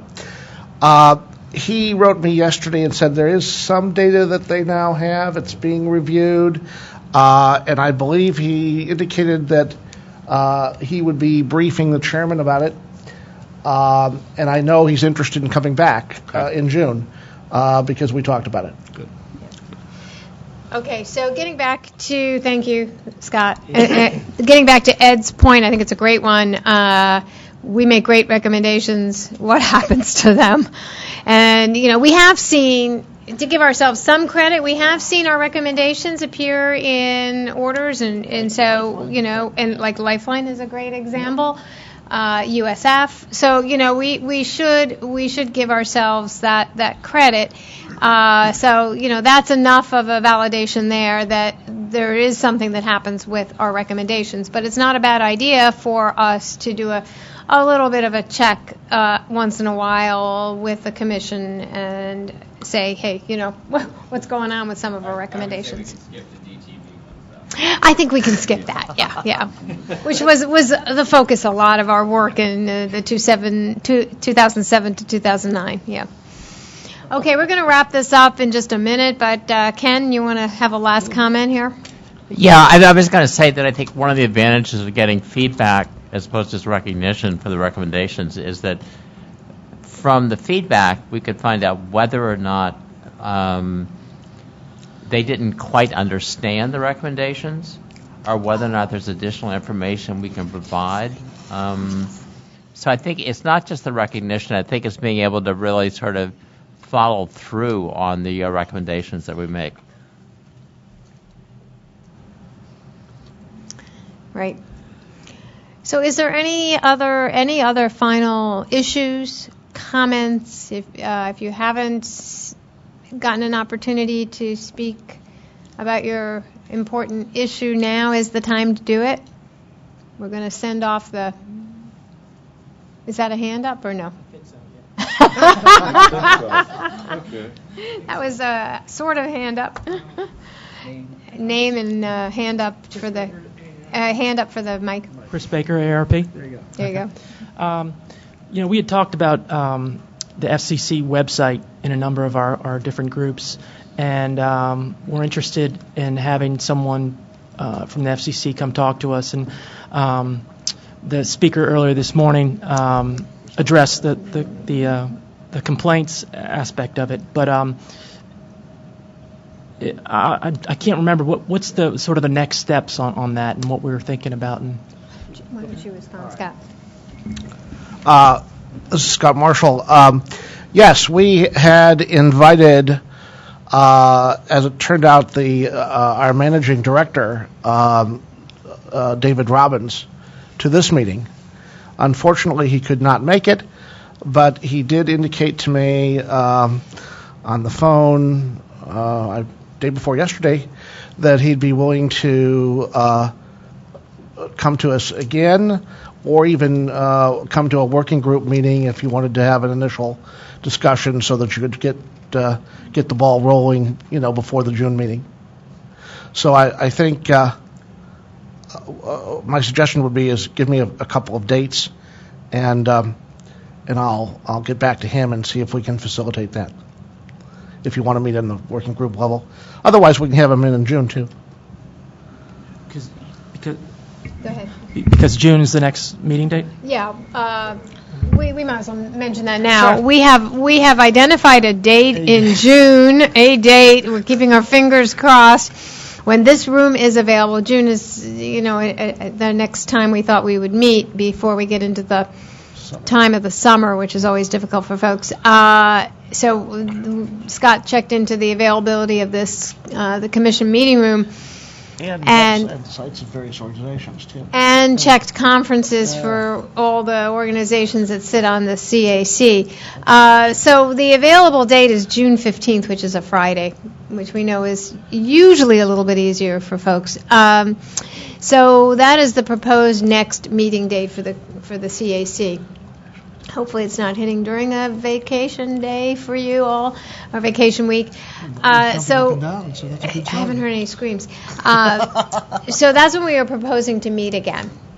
And I think in terms of the website and having him speak, it might be a good idea to pull him into a working group conference call so that you can make an early determination of whether or not he needs to come to talk to the full CAC.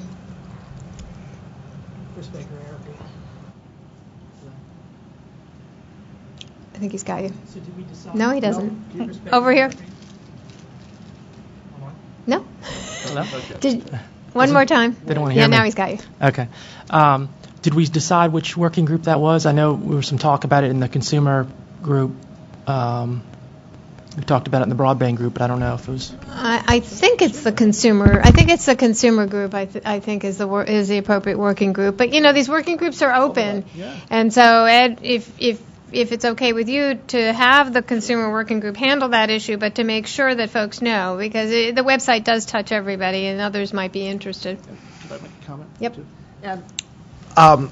I'm sure I must have said this at one time or another, but if I didn't, I apologize. Any of you can post a message on our robot mailing list to the entire committee. You can then also post a message to your own working group, of which you're a member. And we also have a leadership group, which consists of the chairs of the working groups that meet once a month via phone. And we also have a leadership list as well that the leaders can post to. So please feel free to use any of those vehicles to help cross-fertilize, if you will, the work of the various groups. And if there are any other good ways of doing that, I'd be happy to help try to facilitate it. Fernando's going to make a comment. We'll make that the last one around the room, and then I do want to check and see if anyone on the phone, hopefully there are folks there, if anyone on the phone wants a comment. But Fernando? Sorry, this is Fernando LaGuardia, Time Warner Cable. This is more of an announcement, but Scott reminded me of the importance of making the announcement.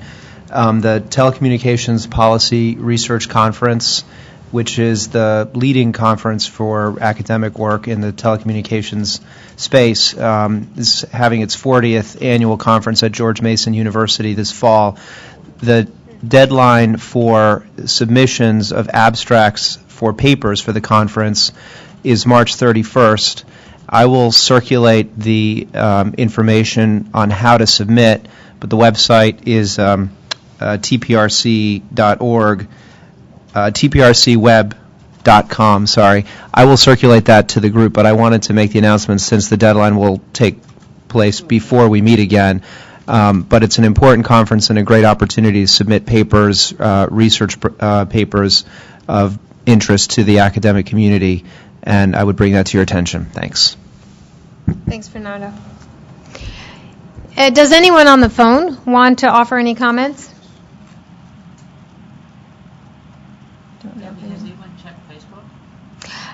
Yeah, we do have someone who is checking it and is supposed to communicate with us. By the way, if anyone wants to tweet from here, our hashtag apparently is FCC Live. So if you're We did not have any questions this morning. We didn't have any this morning, and they're supposed to keep us informed, so we'll let you know. And we're not planning on interrupting the consideration of the recommendations. Right, we won't take and your reports back with questions. Oh, no, I was thinking. Yeah. Right. He didn't on the phone at the logical time. Yeah. Hopefully we'll get people more engaged in this process going forward. Do you want me to respond to that? I can. Sure. The tweeting and the Facebook is new for us. I think it's pretty new for any of the advisory committees, and that is something that will be done with all of the advisory committees, as I understand it. And although the existence of this meeting was tweeted all week, I'm sure there are other ways of publicizing that we yet need to explore. And I had a volunteer that was ready to, give us the questions here in the room today. And he and I will be meeting with our new media team folks to see going forward if we could make it stir the pot, if you will, to try to get more public participation via questions. I think, Scott, probably the best way for us to get the word out, I don't know how many of you around the room participate and tweet. I do. Anybody else? Right. So if each of us could do it in the days leading up to the FCC meeting and just say, hey, we've got a meeting and these are some of the issues we're going to talk about, I think that might stimulate some interest because we all have followers, and I think that's another way to do it. So I'll keep that in mind for our next meeting, and I think that will help. And I can put a reminder in the advanced materials or something like that too, or so this was or post to the list. Yeah. Too early. I didn't think about it, but I think that's a way to generate some interest. Yes, right. Mitzi, quick final comment. I just want to ask quickly because I did actually send out some tweets during that meeting. Oh, is the FCC at FCC or are they at FCC.gov? Which is their actual? I don't know. I'm sorry, when you do but it, I'll let you know. Didn't pick it up on your. Usually well, they got two. I mean, I just sort of if you want to follow or send stuff to them, they've got two listed. So, and the dot is spelled out. It's FCCDOTGOV. I don't know. I think I think I know the answer to that question. I asked that question one time, and I was told that they spelled out the dots so that robots couldn't capture, and use the data or use the address inappropriately. I think that's the reason why the address is actually not DOT spelled out. But which address is the preferred one, I don't know, but I'll let you all know. We'll find out. Yeah. Okay. All right. Thank you all. That was a really excellent discussion. All right. We're going to move along now to our breakout rooms. And okay, where they are. Scott, we're running a little late. We're going to take the breakouts till on the dot of 2:00. Make sure if you're not meeting in this room that you're back in this room on the dot of 2:00. Scott. Okay, USF and broadband, please, up the stairs, out this door to my right, make a right, go up the stairs and turn right. And two rooms, 438, 468, are adjoining, and I'm told they are unlocked and ready for your use. Consumer folks, right down this hall. I'm sorry, Barry. I didn't mean to hit you in the head. Right down this hall, past the intersecting corridor, and down in that corridor, it's 402, and I believe that's on the right. And then disability is staying And here. disability, of course, is staying here so we can caption. Again, please speak into the microphones so that we can keep the captioning stream as clear as we can get it. Excellent. And we'll Okay. see you all back here at 2 o'clock. Thanks. No, they have. Welcome back, everybody. I hope your breakout sessions were productive. I know that we shaved off a little bit of time to accommodate our morning program, but hopefully you had some good discussions. We'll hear about them shortly. We have a couple of items of business to take care of before we get into our reports. First of all, we have a procedural item, and that's that we have to readopt 3 recommendations that we originally passed at our November 4th meeting. These recommendations are in your packet on plain paper. They're on white paper. And they relate to funding for public broadcasting, the emergency alert system, and the Lifeline program. So you see them in your packet.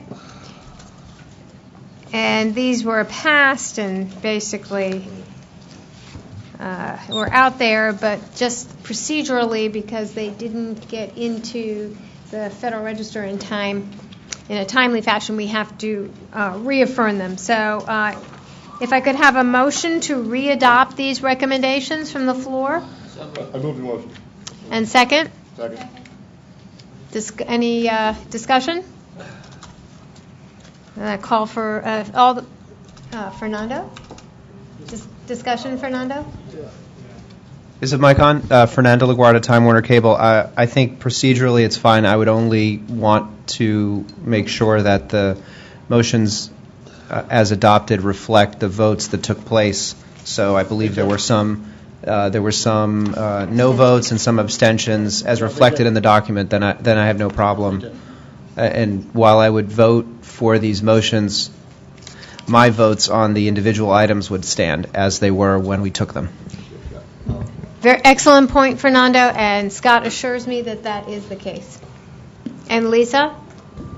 Lisa Hamlin here. So that brings to mind a question. I wasn't here for that meeting. Do you want the votes to reflect exactly what they were in the last session? So I just wasn't here. I didn't abstain. I just wasn't here. It's unnecessary that you abstain from this vote because you didn't vote on the last vote. So it's fine that you vote to affirm these. Okay.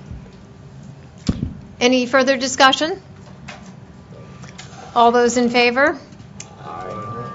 Any opposed? Abstaining? Excellent. Okay, thank you all. The most difficult vote of the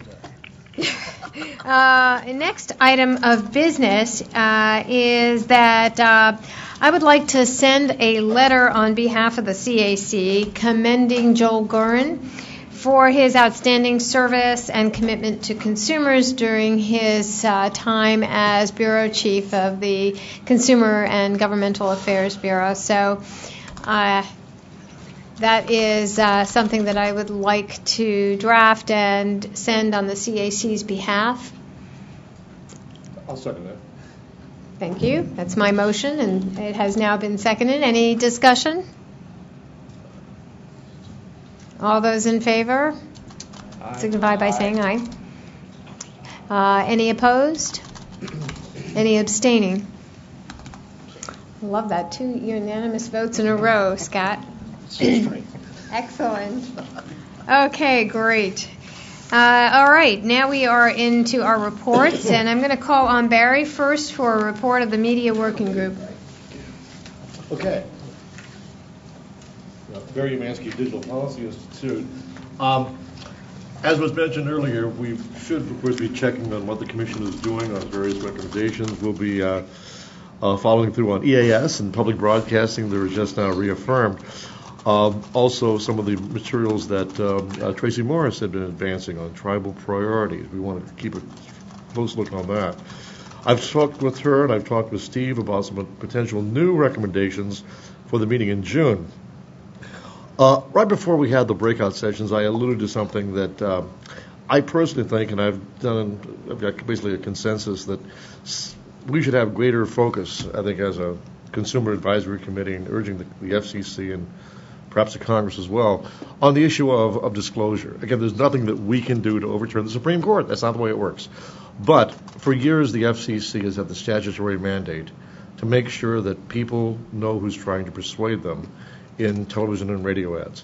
But I think we've got something larger than just over-the-air broadcasting. And that's why any solution, which I think is long overdue, because we have changed circumstances now. Once or twice, the FCC has pierced the veil and has departed from its standard policy of just looking at who signs the check. Well, that kind of covered it in the old days. Once or twice, they actually looked to really where the money was coming from when it was so blatant. And these are rules that are decisions from about a decade and a half ago. We now have new changed circumstances. There's been a petition that's been sitting for about 10 months at the FCC, has yet to go on public notice.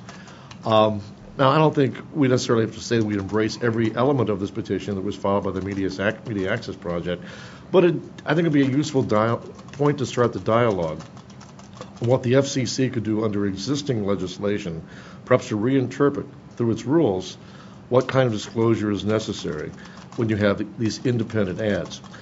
Another track, and as you recall from our last meeting in November, we had gotten the FCC's General Counsel's Office to concur that under Section 4K4 of the Communications Act of 1934, the FCC not only has the opportunity but the duty to recommend legislative changes that might better help the agency fulfill its requirements.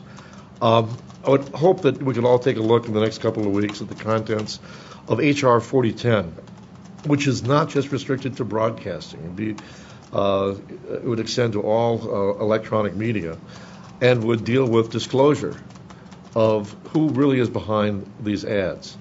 Our next plenary meeting of the group is going to be, I think, June 15th, I think, is the new day. We will have ready by June 15th probably a couple of recommendations that deal with this area. In the meantime, I think we'll be informally asking the Commission to at least put that one petition on public notice. Again, sensitive to the issue of burdens of record keeping. We don't think that they necessarily have to fall on media. We look at the precedent that was set in like disclosure of contraindications of prescription drugs. I think the onus should be on the advertiser for full disclosure. So that's what's coming. I just want to give you a preview. Another area where I think that both the Media Working Group and the Broadband Group and perhaps others, the myriad rulemakings that will be starting up as a result of the spectrum-related rider to the extension of the payroll tax cut. We'll keep a watchful eye on that, and I think that by June, probably both working groups will have some recommendations on the FCC's implementation of that congressional directive. That's it. Any questions? Okay. Cecilia has a question. Yes. Cecilia Garcia, Benton Foundation. Barry, I wanted to ask if your group has talked at all about the ongoing discussions around online disclosure for broadcasters, the political files and that kind of thing. That is not the focus of our discussion right now. We're looking at the disclosure itself and not exactly looking at the online issue. That's a separate matter. I think by the time that we meet again, that's probably going to be decided by the FCC. I think the intent is to put it on the March or April agenda. Once we see what the Commission has done, then I think that we'll perhaps have the dialogue a little more focused. One other thing I left out. I'll amend my earlier.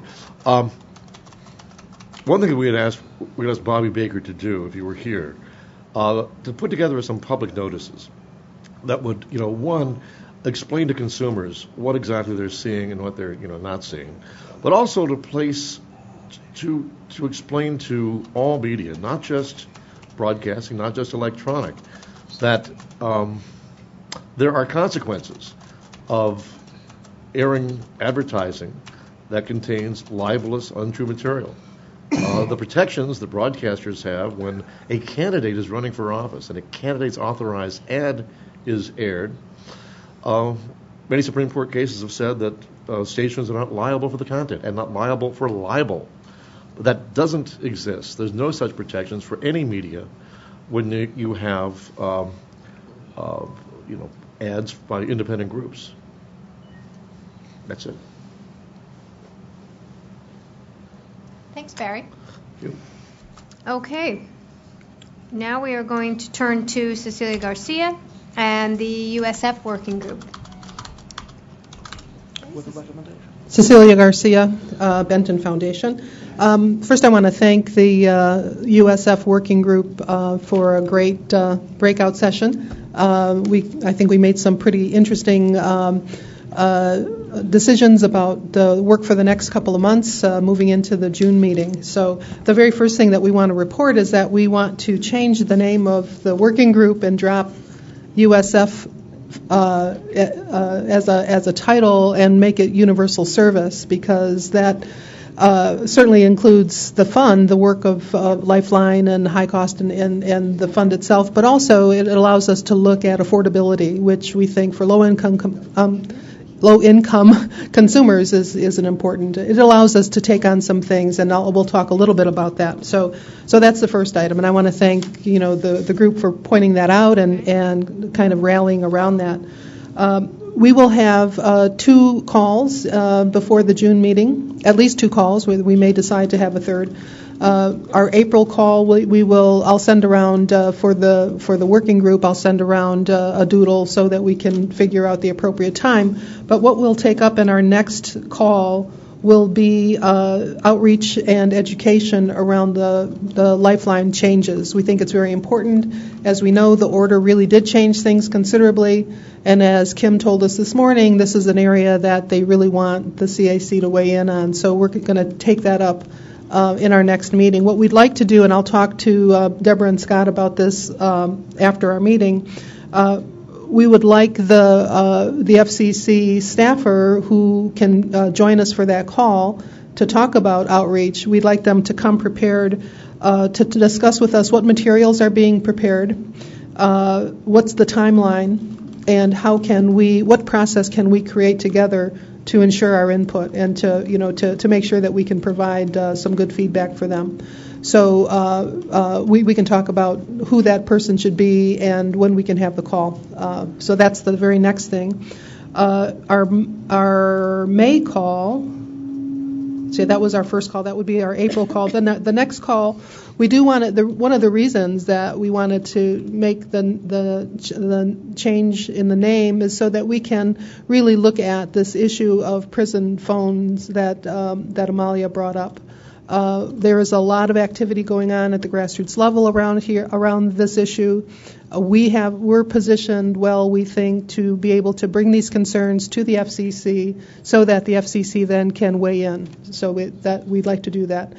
Another part of that call will be a briefing on the survey that Amalia talked about from Action United on the experiences of low-income consumers in Philadelphia around signing up for the Internet Essentials program for Comcast. So we'll get a briefing on that as well during that call. And I think that's it.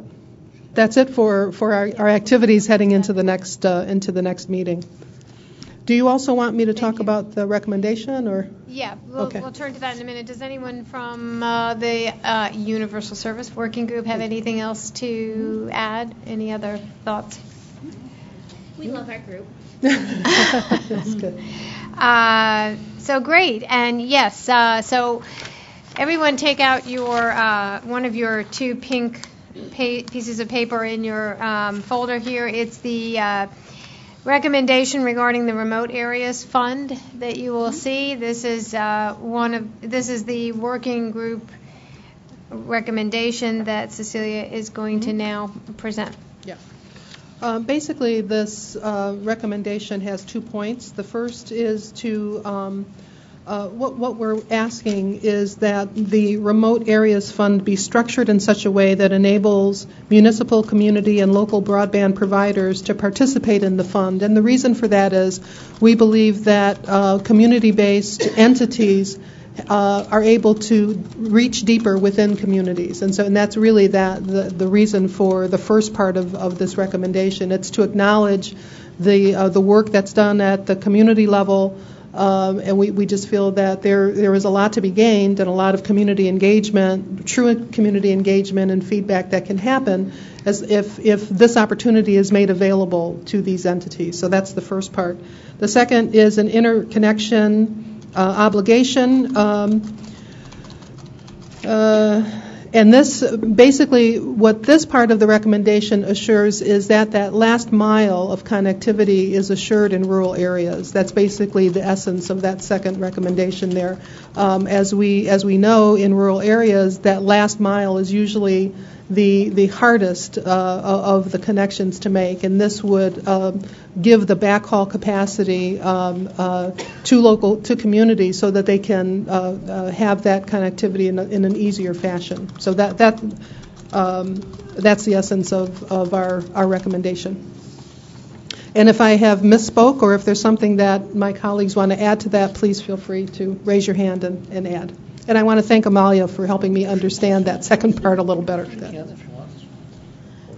So does someone make a motion to move the... well, we'll have discussion after someone make a motion to move the recommendation? And second? Discussion, questions and discussion. Chris? And then Paul? Chris, want to raise your hand and identify yourself? Chris Baker, AARP. Just a minor point. In the first bullet, I think it's okay. Yep. In the first bullet, you mentioned to ensure that consumers have access to the most robust available broadband service. Do we want to put affordable in there, or I don't see a mention of affordable? Absolutely. Okay. That would be fine with me. Sure. Okay. Mm-hmm. Available, affordable.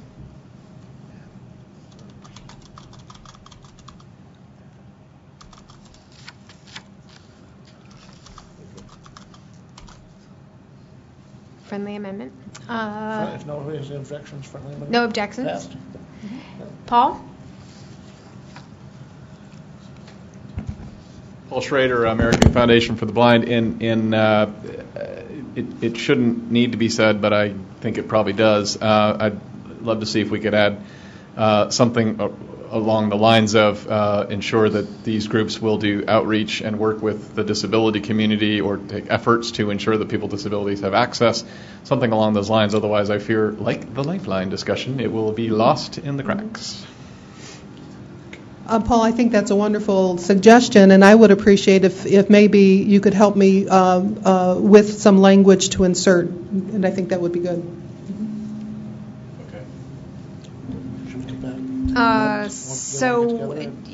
So perhaps, Paul, if you could draft something that in the next half hour or so that you can give to Cecilia, and we'll come back to this and vote on it in the next half hour or so. That would be great. Does anyone else have any other comments, edits, questions?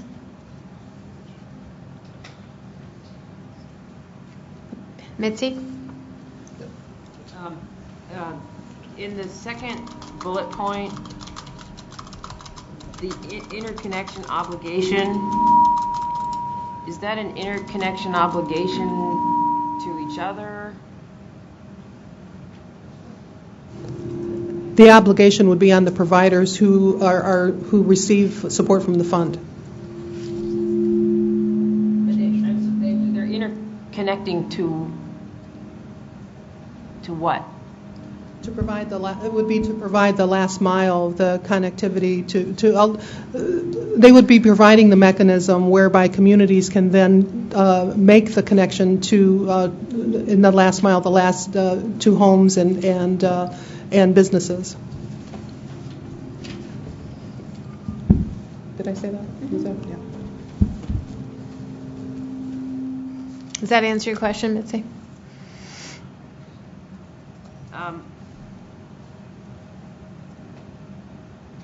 I I understand the first bullet point, and I'm just trying to understand what the second one. Are you saying that where you have other last mile providers, that the incumbent has an obligation to interconnect with them? Yes, okay. Okay, any other questions right now? If not, Cecilia, Paul will work with you on incorporating that language, and we'll get back to you after the other working group reports. Ed, working group, the Consumer Empowerment Working Group. Ed Bartholomew with Call for Action. Since the November meeting, our group had been focusing pretty heavily on the NOI concerning harmonization of the TCPA and TSR rules. We had actually begun to draft a recommendation concerning that, and then I guess the commission caught wind and out of fear of our impending recommendation decided to add it to their agenda and preemptively strike on us so that we couldn't get our recommendation out. So we decided to table it and wait and see what the outcome of their discussion was concerning this topic. The outcome was in line with what we were going to recommend that they do, so we see that as being a good thing. A little bit earlier, we had some further discussion on the topic and are going to plan to recommend moving forward. We're going to put out a recommendation that both supports the decision that was made, acknowledges that we feel that was the right way to go with it, but we also feel that while it's nice to harmonize the rules, what's really lacking here is the enforcement side of things concerning TCPA violations. In looking at the complaints that are logged, the TCPA-related complaints have grown exponentially over the past few years, and until they actually start to go after the bad actors in this arena, it's not going to stop and it's not going to change. So while it's great that this was a very positive outcome and that the rules are now the same, until they actually start to enforce the rules, consumers and end line users are not going to see any real improvement in their situation or their frustration level. So that's what we are going to carry forward as the next step. And this is for stuff like the unwanted text messages you get on your phone or marketing calls, where it's really not the carrier's fault and the carrier has very little they can actually do about it. There needs to be enforcement action taken against the initiators, whether it's a robocall company or a marketing firm or whoever is on the back end sending out these blasts of text messages and phone calls. So that's something that we're planning on looking at and having a recommendation for at the June meeting. We also had been discussing heavily the website. We did look at whether or not it would be wise to make a recommendation concerning the website, and the majority of the group felt that it would be better to hear from someone from the FCC as to what they see as the audience, where they gauge their own progress on the site before we put forth any sort of recommendation. That was intended to happen today, but unfortunately plans didn't jive with that, and it has to be pushed back. So we are going to have a working group phone call at the very least. We discussed the possibility of maybe even having a webinar or some sort of web conference where the person can walk us through different parts of the website if that's necessary, show us some of the things or show us some future things potentially that they're working on. Because that is of interest to so many other groups aside from just the Consumer Empowerment Group, I will send out an email to the entire plen with any notice of when we're going to have that phone call, when that person would be available, and any other information related to that. So please don't think I'm spamming you. I'm just trying to keep you in the loop as to what's going on with that. Hopefully we'll get some good information and like what we're hearing and maybe have a recommendation that supports their future endeavors at the next meeting. If not, we would probably be in favor of making a recommendation expressing some concerns with the direction that it's taken or this current state, and maybe offering up some possible improvement suggestions, just depending on how that dialogue goes. So that's something else that's on our radar as a working group.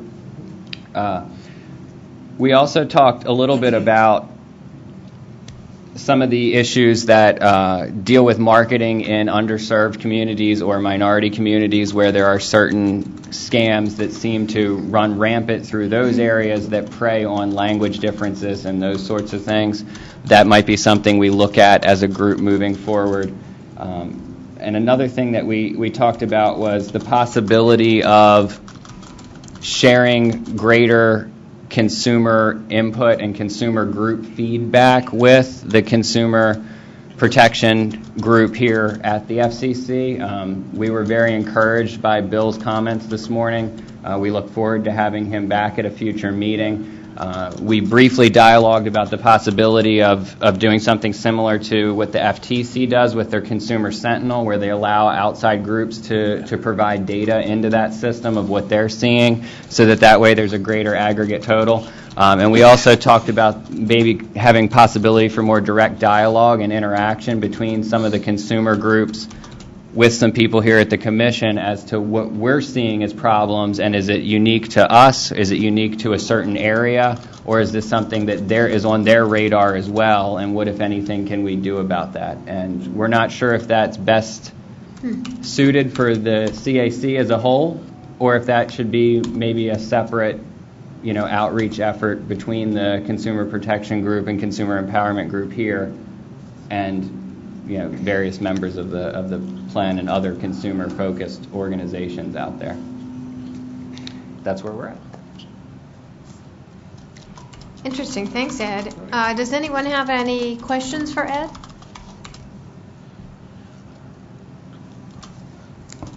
I would just like to say on the question of the website, because we talked a lot about it on one call that I was on, but I missed, I think, the subsequent conversation, that there was questions about who was having issues with the website, and many of us who use the website are not your typical consumers who are going on the FCC's website. So I think that was one thing that we were sort of grappling with. Chris was very helpful in pointing out an article or something that the American Bar Association had written about how the newly designed website was not working, and raised some concerns. But of course, the American Bar Association was offering it from the point of view of regulatory attorneys who are using this website to participate in the filing process at the FCC. So, that's not whose interest we're representing. We're representing consumers who want to participate in the process at the FCC.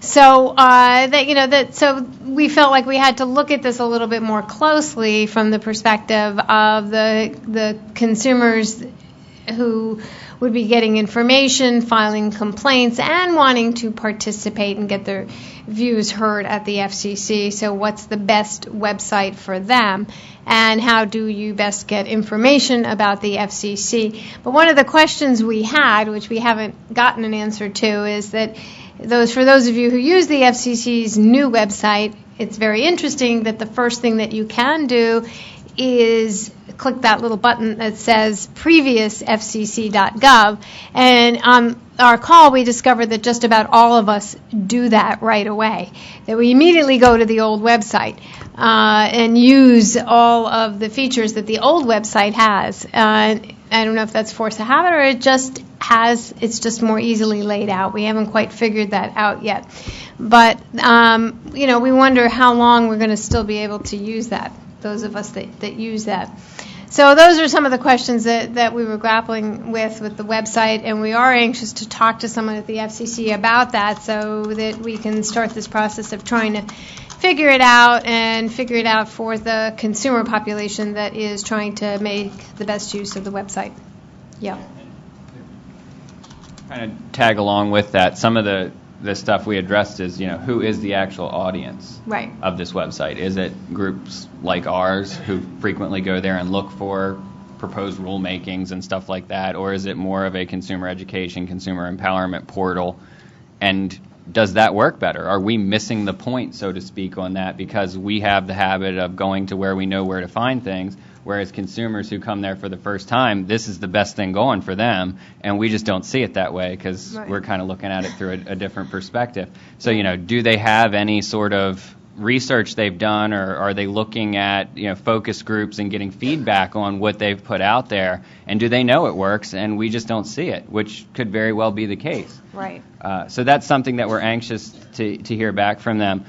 If I could add, one of the things that I am going to send out to the group is I would like any feedback or concerns that you have with the website. So just if you could start to look at the new website, not click through to the old website, but spend a little time on the new website and just kind of play around a little bit and see, kind of just make some notes about what you think works or what you think doesn't work. And we'll try to get a list together so that it's not just a barrage of questions when we finally do get somebody on the phone. We'd like to give them a heads up about some of the things that we want to address. Yeah, and one piece of feedback that you might all look at too is how the Consumer Advisory Committee is laid out on the new website as well, because I know some of us were concerned about how more difficult it is to actually find that on the new website.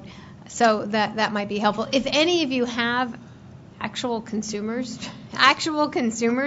who are kind of new users and might go to the FCC's website and have insight into how it is to use the FCC website for the first time, I think that would really be helpful. That kind of feedback would be great as well. Any other questions for Ed? Thanks, Ed. Okay. Broadband Working Group, Chris and Mark.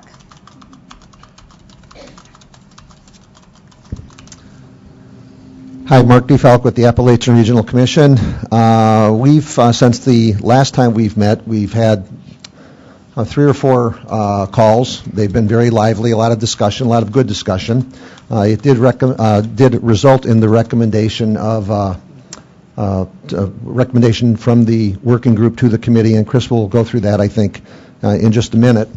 We are still concentrating on broadband adoption. We think that's probably the area where we could best serve the interests of the commission.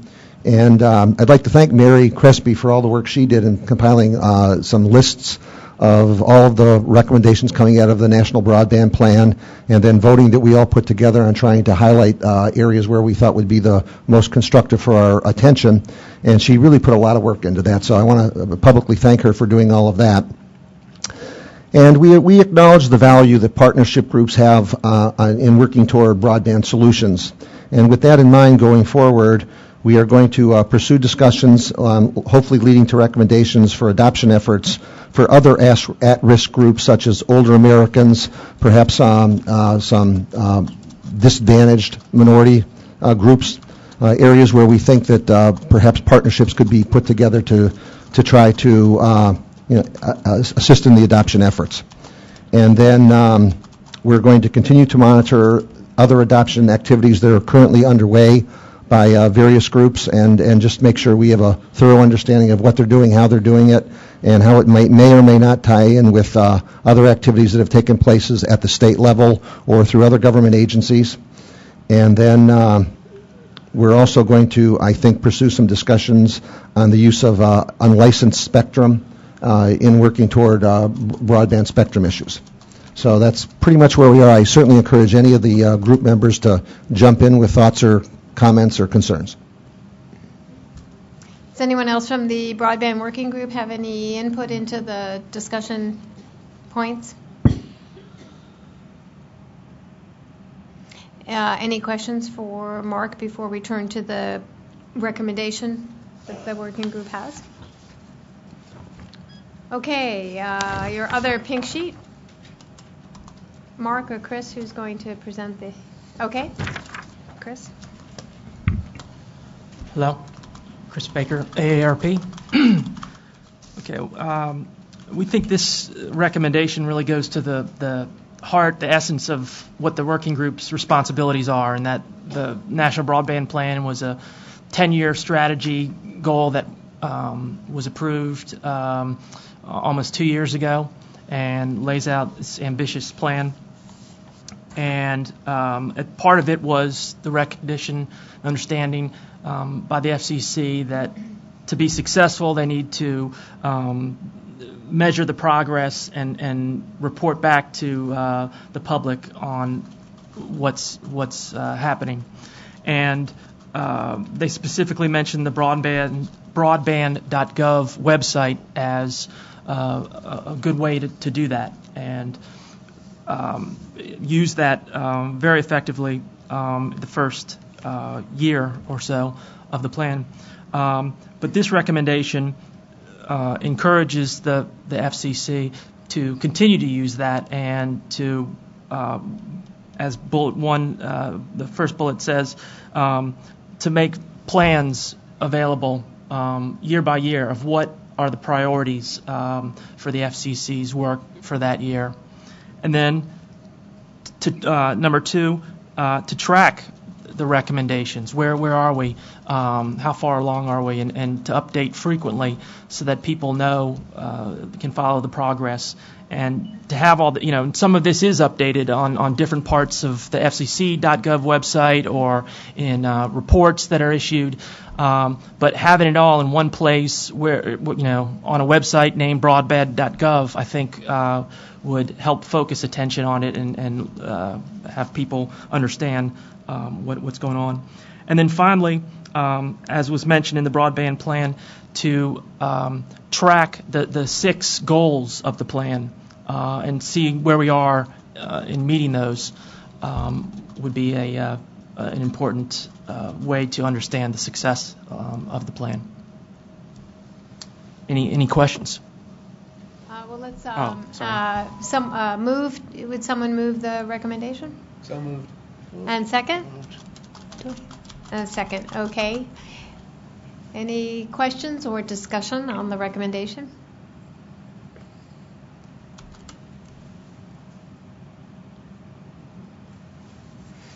Sounds like you've done a good job, Broadband Working Group. Okay, we can move the question. All those in favor of the recommendation? Aye. Signify by saying aye. Any opposed? Any abstaining? I'm sorry, is that an abstention, Krista? Okay, I see one abstention. Any others? Indra is T-Mobile. Indra is on the line, but we want to vote for T-Mobile's yes. Thank you. She's on the phone. And she wants to vote yes. Okay, thank you so much. And I apologize. Scott, I did forget that people on the phone cannot respond. Is that right? We have to stop. We have to stop. And let them turn the phone volume up. I should check on that other vote just to make sure they didn't have any. Well, okay. Let me stop then and ask on the phone. I'm sorry, who abstained? No, Krista for CTIA abstained. All right, just want to get that on the record, okay? Everyone else was a yes, and there were no votes. Okay, got it. Is there anyone else on the phone who wishes to cast a vote? This is Clayton. I voted aye. Okay. Oh, you did? Okay. Great. Thank you. Thanks, Chris. And thanks, Mark. Appreciate it. All right. Now we have the Disability Working Group report. Lisa or Paul? Paul Schrader, I think we drew straws and arm wrestled, and I got tangled into it. We talked about a number of topics, and I just want to mention a couple that I think are ones that we're going to continue to work on, just so you're aware of it.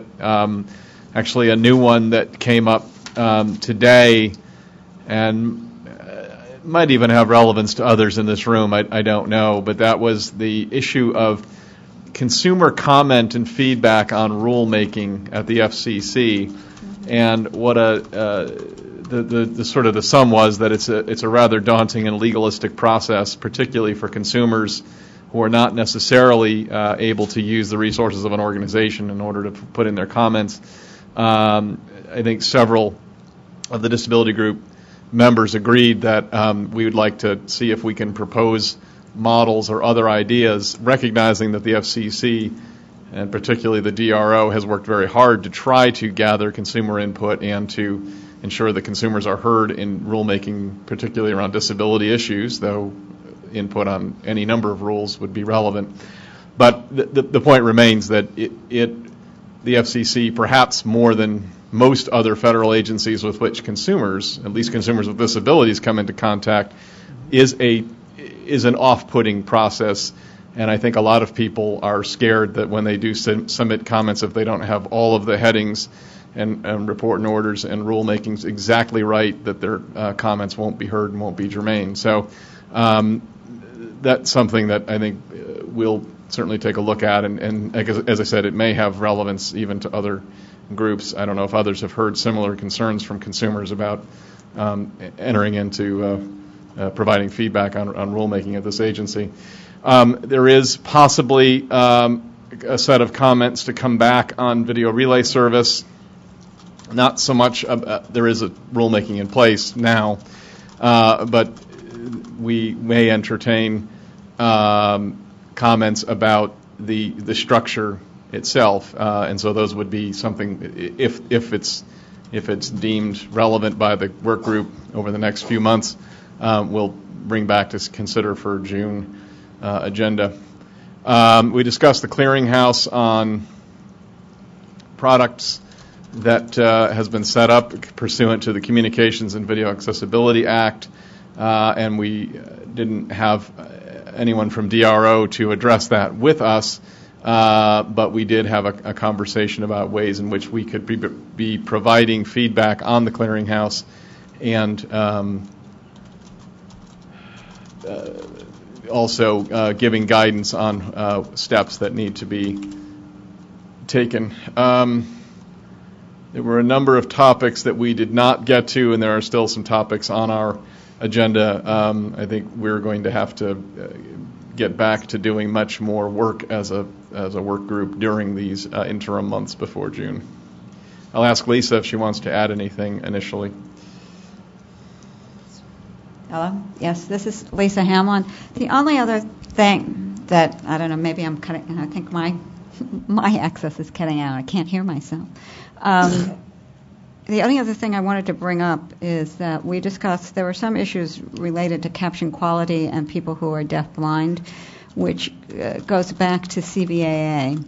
And we were actually, when we set up this committee, we were told that we should stay away from CVAA issues because there are two other advisory bodies that are working on that. But now they're closing. VPAC is closing up. EAAC is still active, so emergency issues. So I want to bring to the question up is now that VPAC is closing up, if we can address some of the issues that have been left out or not addressed. I think that was the intention. There's your mic right. Hi, this is Scott. I believe that was the intention, Lisa, that once the statutorily created advisory committees ceased, then we could again pick up these issues as we had done in the past. Thank you, and I think we'll probably want to do that then. And I'd ask any of the other members of the committee if they have anything to add to what we brought. I think Paul did a great job summarizing this, so thank you. And multitasking at the same time and providing more comments, I'm very impressed. Anyone have any questions of the Disability Working Group? Ed? This is not really a question, but kind of a comment, and maybe I'm completely making this up, but I thought I remembered when one of the first visits Joel had here and talking about the transition to the new website and new outreach efforts, I thought there was some mention of the fact that they were going to have like tweeting and discussion posts that they planned on then including in the public record as it pertains to certain things.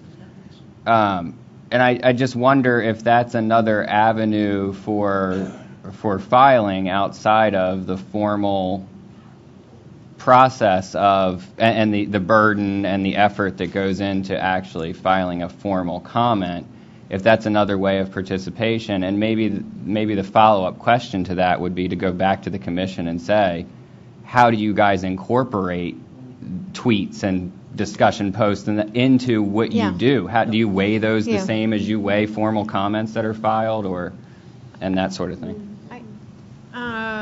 Okay, so maybe someone else can help me out here, but I know during the open internet proceeding, there was a way of just going on that open and just writing a comment, 1-line, 2-line comment, and it went right into the record. And they got thousands of comments that way. So I don't know, did they do that on every, do you know, Scott, did they do that on every proceeding now, or is it just certain proceedings? This is Scott. I don't know the answer to that precise question about whether it's available on every proceeding. I do know that the Office of General Counsel did look at this matter and how it worked with the Administrative Procedure Act, and that when the new blogging system was developed, the whole idea was that people would be able to make comments, and that comments would be incorporated into a particular docket through the website in that fashion. But beyond that, I don't know more about it, but we can certainly inquire further and let you know.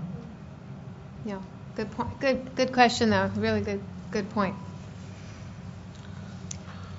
Okay, back to our Universal Service Working Group and Cecilia's recommendation. Do you have new language for us?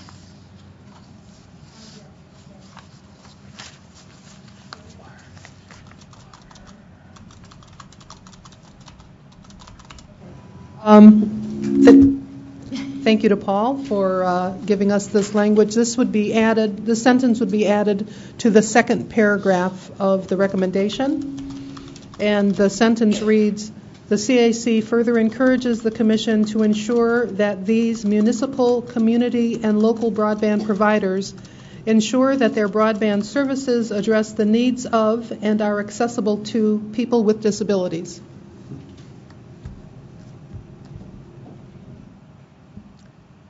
Sounds good. You're moving that as an amendment? Yeah. Do we have to approve the amendment separately? Yep. Do it first. You want to read it one more reading? Okay. Yep. And this is at the last sentence of the second paragraph. That's correct. That's correct. The CAC further encourages the Commission to ensure that these municipal, community, and local broadband providers ensure that their broadband services address the needs of and are accessible to people with disabilities. Someone want to move the amendment? Yeah, I'll move it. Okay, second? Second. Any discussion? And now discussion. On the amendment. On the amendment. I love having a helper. Hearing no discussion, we now will take a vote on the amendment to the recommendation. Yep. All those in favor say aye. Aye. Any opposed? Aye. Any abstaining? Now this is on the amendment? Right. Okay. Well, this is just on the amendment. Okay, I have one abstention. And who is that, please? Krista from CTIA. Okay, now we need to take a vote on the recommendation itself. So on the recommendation as amendment, all those in favor signify by saying aye. Aye. Okay, and anyone opposed and abstaining? Okay, now abstaining, Scott. We have Fernando, Time Warner, Julie, CEA, Stephen Posiak, Kristen, and Rick. Those are all abstentions. Oh, and T-Mobile, I'm sorry. And T-Mobile. Oh, I'm sorry, I didn't catch that. So two abstentions then on the amendment, and then also T-Mobile on the final. Did I catch all the abstentions? Did we get everybody? I think so. We did. Excellent. Thank you. Thank you, Cecilia. Okay. So that concludes all of our working group reports and all our recommendations. Thank you, everyone, for all your hard work. You all have been meeting regularly and doing great work, so thank you all for all your upcoming plans as well. We are now at that point for comments from the public. Is there anyone who has a comment? And I don't think we have any tweets to respond to. Is that right, Scott? Okay, well, we're going to work on that for our next meeting. Well, at least you got some feedback. Oh, yeah, we got a lot of Yeah, thank you, Barry. There's one in our packet? There's something in the packet? It's a comment from someone that emailed me, and it's just for information only. For information only, okay.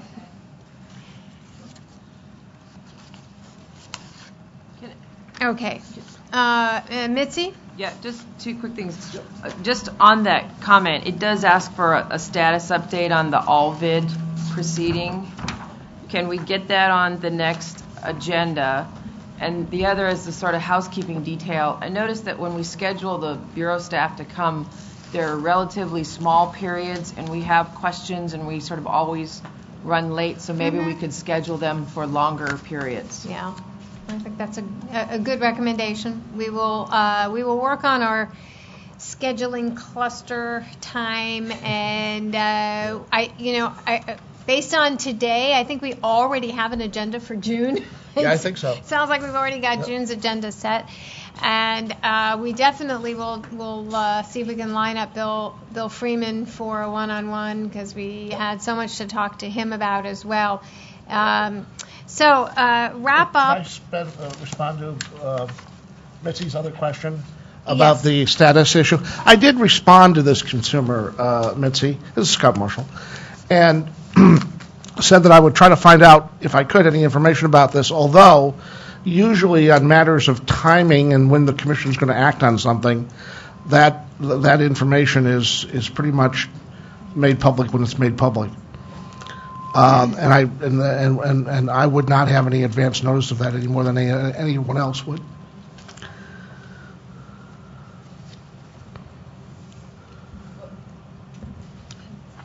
I think just when I talked earlier about the video issues, is that at the NCA meeting last year, or actually I take it back, a year ago, January, they sort of had announced that this would come out.